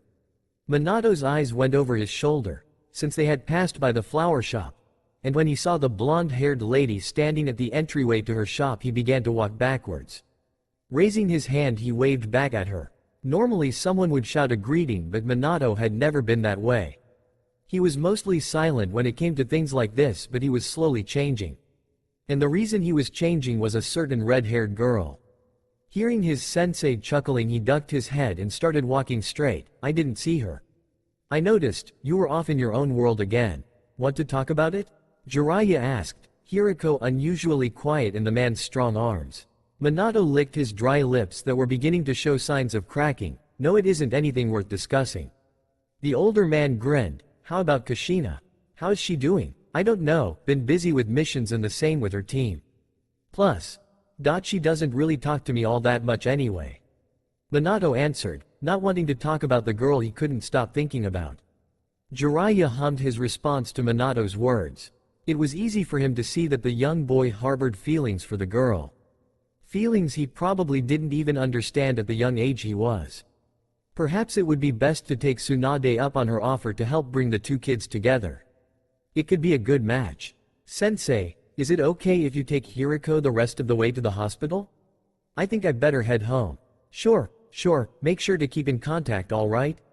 I want you to come to me if you need anything, even if you need someone to eat with, got it? Minato tilted his head up so he could look at his sensei. It has been weird without having you crash at my place all the time. What are you planning on eating for dinner? Knowing you it'd probably be something strange. So why don't you come over and I'll fix something good? Jiraiya hooted at that. You want to make me dinner? I'd never refuse that offer. I'll be there around 7. Great, Minato exclaimed with a wide smile. He then took a couple of fast steps so he could look at Hiriko. Sorry again about your knee.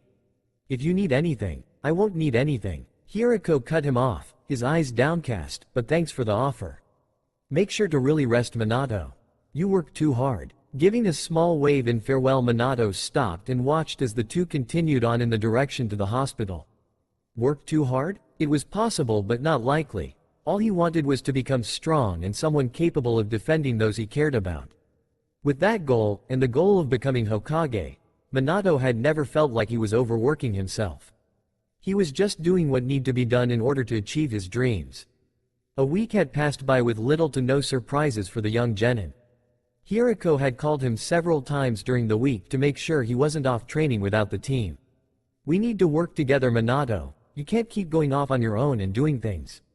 You're already a powerhouse. What needs more focus is teamwork.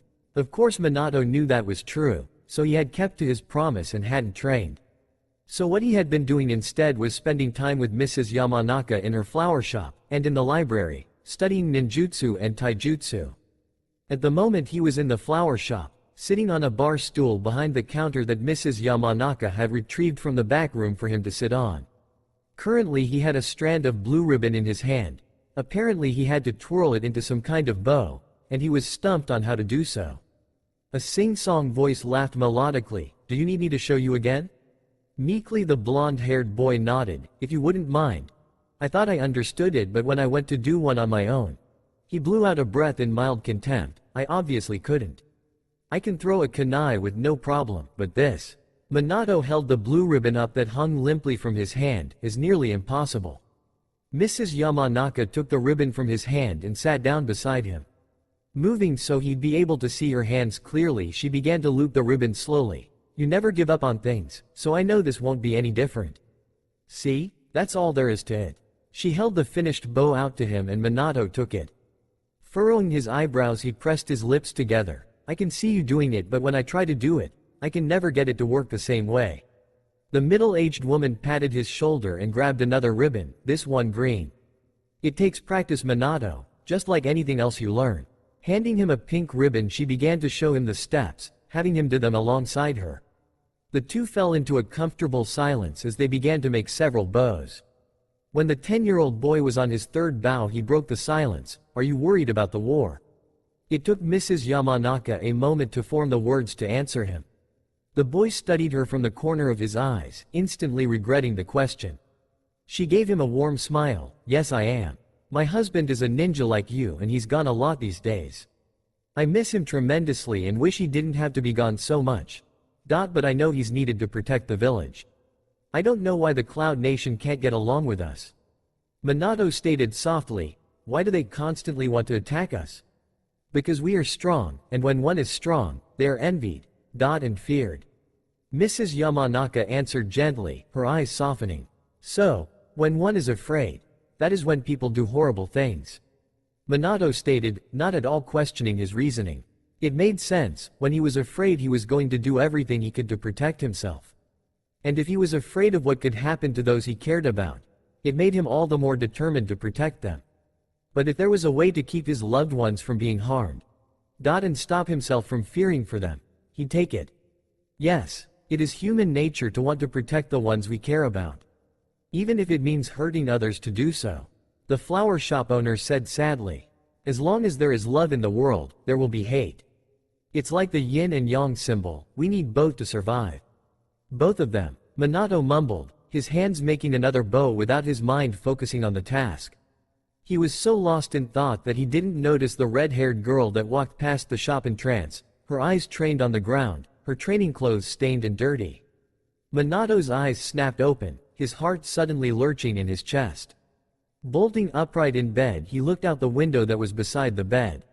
Listening intently, he focused on the noises in the night air.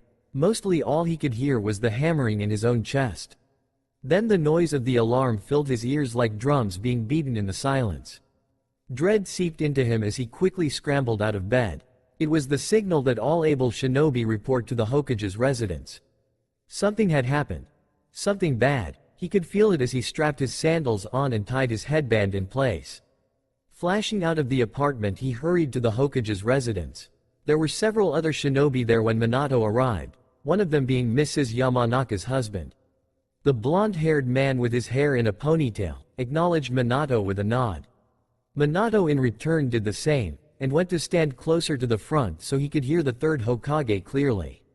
Anbu surrounded the Hokage but moved aside when he stepped forward. The young man with his brown goat spoke. One of our own has been taken from the village early this evening.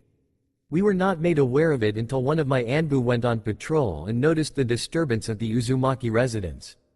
Minato stepped even closer at hearing the family's name. Uzumaki. That was Kushina's home. The one that has been taken is Kushina Uzumaki. It is imperative we retrieve her. She has unique chakra, and that is precisely why the cloud want her. The cloud took her? Minato looked up at the moon that was high in the sky. There were several dark ominous clouds in it as well.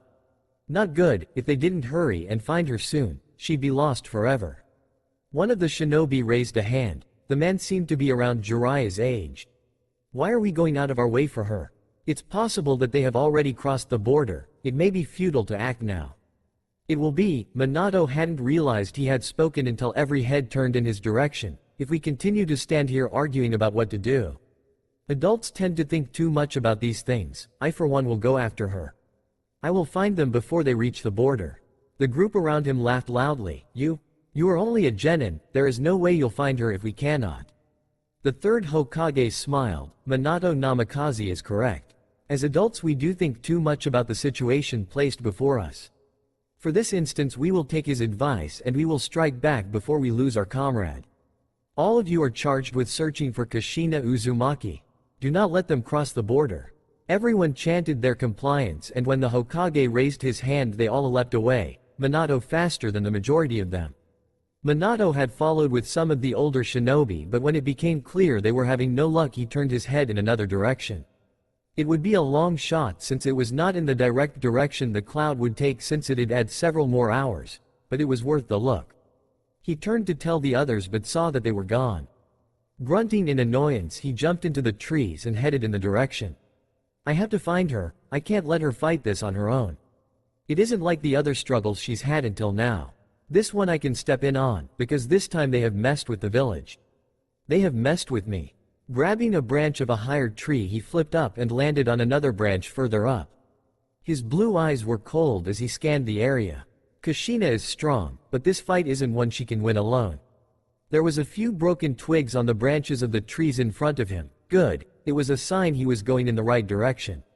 Glancing back behind him, Minato knew he should go back for reinforcements, but there just wasn't the time for it. A few minutes could result in them crossing the border or not. No, it was just him and he'd have to be the one to pull this mission off on his own. Taking his pack off his hip he opened the bag and quickly double-checked the supplies he had. 5 kunais and 2 smoke bombs and even a light bomb. Some tripwire, he could do it. As long as there wasn't more than 5 of them he'd be fine.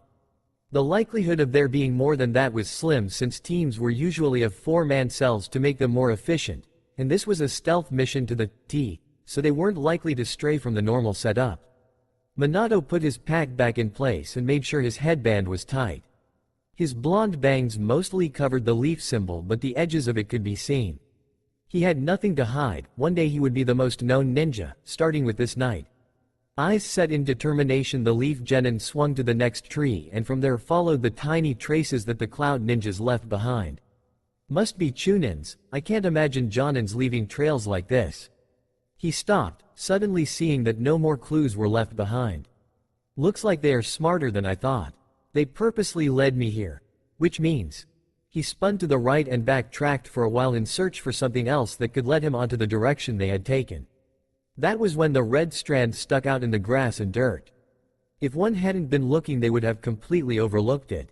But not him. He could never overlook it because it was a beautiful color, the most beautiful he had ever seen. Falling from the trees, he picked up the strand. Sure enough, it was Kushina's hair. She must have pulled it out in order to leave evidence that she had been there. Gripping it tightly in his hand, he looked in the direction it led. This way would take them at least 2 hours more to reach the border, since they would have to backtrack quite a bit in order to get there. He had time, he could make it. Running forward, he found another strand of hair. Kushina was leaving a trail. "You are amazing, Kushina. I knew you'd find some way to let us know where they were taking you." With a smug grin, he quickened his pace, knowing that he would soon gain on them with the help Kushina was providing. Minato Namikaze continued to pick up strands of hair that Kushina Uzumaki of the Uzumaki clan left behind. If the others had managed to come in this direction, they probably would have missed the trail altogether. After 20 minutes, figures could be seen in the distance. A smaller figure was in the middle of them, protected on all sides. Kushina. Adrenaline coursed through the genin's veins as his eyes scanned the surroundings. They were still in the land of fire. This was his backyard. He had the advantage. Flashing over to the one in the back, he easily took him out with a swift kick to the head, effectively knocking the man unconscious. From there, Minato gracefully moved through the men, knocking them unconscious as he went. The last, however, realized what was happening and quickly jumped into the trees, hiding in the vast leaves. Pulling out his kunai, the boy held it firmly in his hand. This cloud ninja had taken someone precious to him and had almost made him lose her completely. There was no forgiveness for that, and Minato was going to make sure he never had the chance to repeat the act. Flying through the air, Minato did a flip as he pushed off a tree. With the added speed, he was able to reach the cloud ninja from behind. Without a second thought, Minato plunged the kunai into the man's neck. Blood gushed from the wound, almost falling onto Minato's clothes. Luckily, he moved quickly enough that it only splattered on his sandal. The ninja fell from the tree with a loud crash. Birds sailed into the air, having been disturbed by the loud noise. His first kill. The cloud ninja was the very first person he had ever killed while on a mission. The normal reaction would have been to get sick with the sight and the thought of killing another human, but for Minato none of those feelings came. Instead, he felt nothing. There was a twinge of guilt, but nothing beyond that.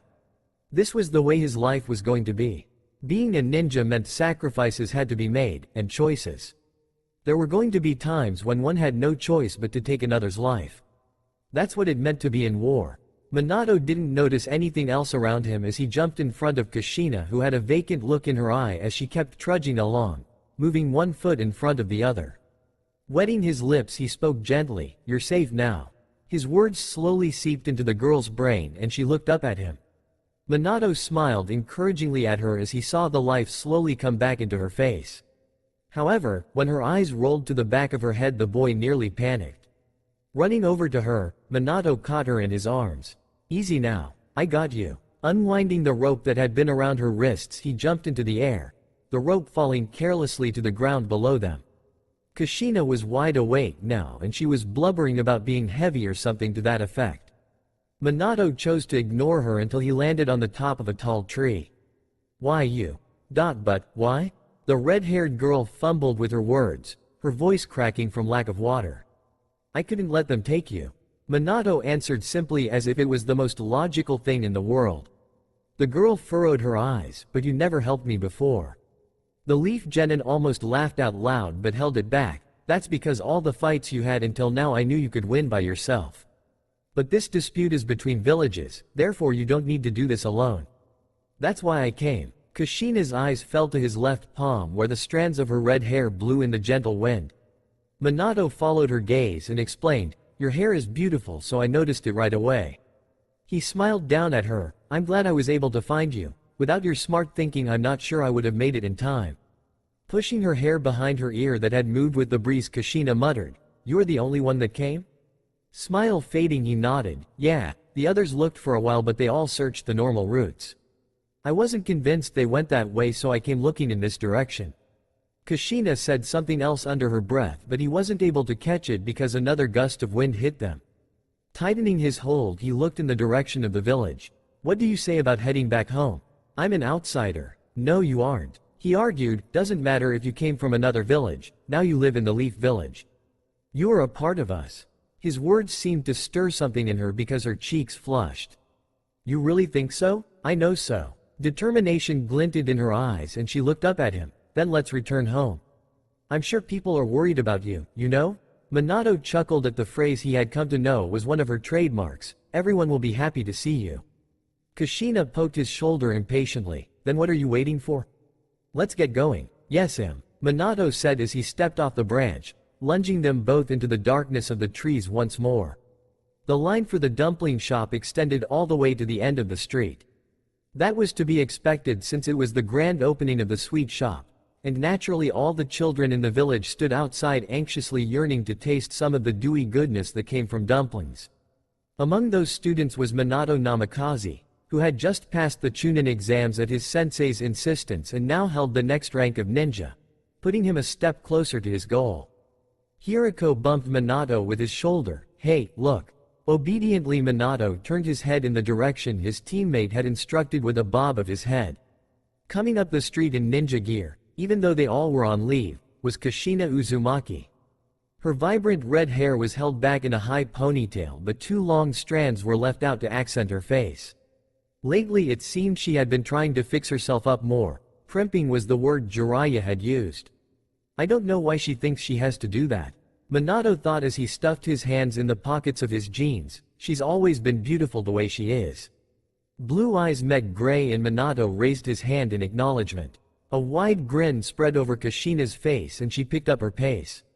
At seeing her smile, Hiriko gasped and whispered, "I never thought I could think she was cute." But her smile. Minato stuffed his hand back in his pocket and didn't vocalize his response. Things had changed between him and Kushina since he rescued her several months ago. She seemed to have warmed up to him and couldn't get enough of spending time with him. Not only did they eat together for lunch, but they also started training together when they weren't with their teams. It was a nice change from the coldness that was her usual reaction towards him. "Minato." Kushina's cheeks were rosy from the jog she had broken to reach him. "Good morning, Kushina." He grinned at her, happy she had noticed him. Her arms went behind her back as she twisted her foot on its heel, her eyes glistening with excitement. "I didn't think you'd be out here for the dumpling shop. You like sweets?" "They're pretty good." That made Kushina giggle. "Yeah, they're pretty good. I'm glad they're opening this shop. I used to come to the owner's house in order to ask for some." Minato smirked. "That sounds like something you'd do. I've had her cooking once before and she's really good. Doesn't surprise me that she decided to make a shop all of her own. I'll be coming a lot, ya know." "Me too." Kushina gasped and poked his shoulder. "We should make it like a weekly thing we do together." "That would be so great, don't you think?" Hiriko's breath caught in his throat, which caused Minato to look at him from the corner of his eye. It was a normal reaction for him to be surprised that she was offering Minato this. If it had been a few weeks ago, she would have never asked him to do something like this. In fact, she wouldn't have been here talking with them. "I think that's a great idea, let's do it." "Really? Really? Yay." Kushina threw her arms up in the air and did a little dance, not at all caring who saw her making a fool of herself. The line moved and the group of teens moved with it. Minato made room so Kushina could stand in line with them and together they laughed and talked as they waited until it was their turn to sit in one of the booths. Soon enough the time came and the three slid into the booth, eager to finally get their hands on some of the sweet treats. Kushina rubbed her hands together excitedly. "I never thought we'd be here." "No kidding, I thought the line would last forever." Hiriko agreed, adding to Kushina's sentiment. "So you've been training?" Minato asked, nodding his head at her ninja gear. Kushina glanced down at her attire and then grinned back at Minato. "Of course, I have to catch up to a certain blonde-haired boy I know. I want to be able to beat him at his own game." Game? Hiriko asked. Minato chuckled. Yeah, we've been having small competitions here and there.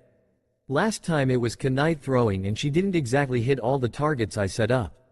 You cheated. Kushina huffed. You make the targets way harder than I made yours. They were the exact same. No, they weren't. Yes. No. Minato sighed in defeat, knowing there was no way to convince her otherwise. When she got like this, it was hard to know how to handle her. So more times than not he'd let her win the argument. It was easier that way. A lady walked over and took their order and then shuffled away to give it to the person who would prepare it. Hiriko smacked his lips expectantly. I can't wait to get some of this stuff in my belly. In no time the order was brought to them and all three dug in. They all moaned in bliss as the sweet taste entered their taste buds. This is amazing, Kushina cried out. Hiriko piped in. Minato simply ate his dumpling in silence. It was true, they were good. In fact, they were one of the best things he'd ever tasted before. Totally worth the wait they had to do in order to get them. Kushina blinked at Minato. You haven't said if you like them. The boy jumped and nervously smiled. They are very good. You should express yourself more. Kushina mumbled thoughtfully. Minato kept smiling. I'll try. Good, because I don't like to always wonder what you're thinking and feeling. Hiriko chuckled, but that's how he's always been. If you don't like it, then you probably shouldn't be his friend. Kushina gasped. That would be rude. No, I wouldn't stop being his friend because of that. With enough practice I know he can change. Haven't you heard that people don't change? Minato is different. Yeah, and the sun doesn't shine. Hiriko muttered as he took another dumpling from the stick it was on. Kushina huffed. Whatever. Let's not fight. Minato added as gently as he could. I promise to try to work on my communication skills. See? She tapped Hiriko with her newly emptied dumpling stick. He can change and he will. Hiriko rolled his eyes, and as soon as his last dumpling was finished he got to his feet. This was fun and everything, but I need to get back before my mom freaks out. I'll see you tomorrow, Minato. Minato raised his hand. See ya. The two watched as Hiriko left, and once he was out of sight Kushina sighed. I thought he'd never leave. Minato laughed. Why? Because his negativity was getting on my nerves. Ya know. I don't like people like that. It's much better to see the good things. So, Minato leaned towards her. Why are you wearing your ninja gear? I thought I answered this already. Come on, there has to be more to it. Minato insisted. If you had a day off like this normally you would steer clear of those clothes. Kushina lowered her eyes to the wooden table. I had a meeting today and I thought it would be best to wear these instead of street clothes. A meeting? She nodded. Yeah. A meeting at the Hokage residence. Minato gaped at her, his mouth hanging open. She giggled and used her index finger to move his chin back up into a closed position. Why are you so shocked? Because not just anyone gets invited there. What happened? Minato asked. What is going on? There has to be a bigger reason why she was called there. Kushina tapped the table nervously with her finger. Can we go somewhere else to talk about this? I don't want anyone else overhearing. Sure. Minato got to his feet, the rest of his dumplings still on his plate. Let's go for a walk. Kushina eyed the food. Aren't you going to finish those? Nah, they aren't important, you are. Her head snapped up and she looked up into his blue eyes. Minato smiled down at her, feeling his heart constrict at the look of surprise that came over her. Don't be so surprised, Kushina. I'd drop anything for you. A small smile played across her lips now. I know. Then, he extended his hand to her. Come on, let's go. She took his hand shyly, suddenly very conscious of how his hand felt in her own. The two left the dumpling shop and walked towards the stone faces that were of the Hokage. Kushina kept her face down as they walked, not saying anything. Minato tried to not think too much about it, but it was hard for him to do. She wanted to know what he was thinking all the time, so it was only natural he wanted to know what was going on in her head as well. Time passed and soon they were walking up the stairs that led to the small clearing that was atop the stone faces. Minato? Kushina sat down beneath a tree and pulled her legs to her chest, her chin leaning on her knees. There's something I want to talk to you about. Minato sat down beside her, his attention devoted to solely her. What is it? He watched as she chewed on her bottom lip. She's nervous. Is it something bad? Could it be with how she reacted after her graduation test? I found something out that I haven't told anyone about. And, well, she blushed, her eyes glancing to the left, away from him, nervously. I've wanted to talk to you about it since the day you rescued me but haven't gotten the courage to do so until now, ya know? The Chunin placed his hand comfortingly on her shoulder. You know I'm always here for you. You can tell me anything you want and I'll do all I can to help. Promise you won't tell anyone else? He nodded solemnly. You have my word as a leaf ninja. With that reassurance the redhead took a deep breath. I was told not long after I got here that I was brought here for a purpose. A purpose? Kushina leaned her head to the side so she could look Minato in the eye. A single purpose. You know the first Hokage's wife took in the nine-tailed fox, right? Sweat dripped down the back of Minato's neck as he nodded ever so slowly. Yeah. Leaning back with her palms on the ground now, Kushina looked up at the blue sky. White puffy clouds were scattered throughout the blue expanse. That's what my purpose is. Wait, you mean you're gonna be? She nodded. I'm going to be the next one to hold the nine-tailed fox. And her eyes fell to her ninja sandals. I'm scared. It's close to time now when I'll have to go through the ritual. Minato was on edge. When is it scheduled? In a few weeks, not quite sure when since they have to make preparations. I'm guessing it'll be at the beginning of the week though. The third Hokage is eager to get it started since she doesn't have much time left. Dumbfounded, the blonde looked out towards the village. You're going to be a Jinchuriki. Does that make you think less of me? The question caught the ninja off guard. Why would you think that? I'd never think such a thing. You are amazing, Kushina, and this doesn't change it. In fact, now you're going to be even more amazing because you'll have the 9 tails inside of you. That's a huge responsibility. One I'm not sure I want. Kushina confessed. It's hard enough being who I am.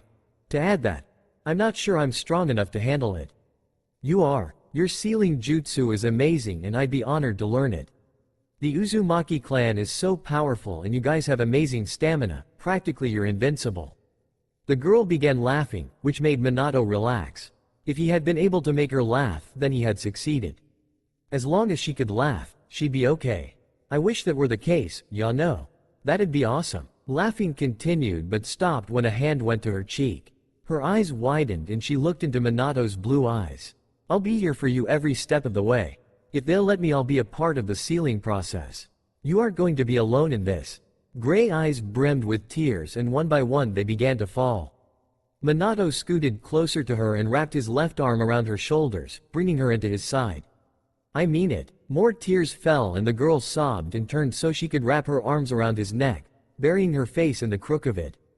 Her thoughts were on the moment when she had talked to the first Hokage's wife. A single sentence filled her head as she held on to this friend of hers that had somehow come to mean the world to her. We must fill ourselves with love first. Thank you. Kushina managed to choke out in between sobs. Thank you so much. Minato moved his other arm so he could embrace her fully. His eyes closed as he leaned his head against her own. Don't thank me, it's an honor, really. I would do anything for you. Now I can show that to you. That's all for now. If you enjoy then please like, share and do comments.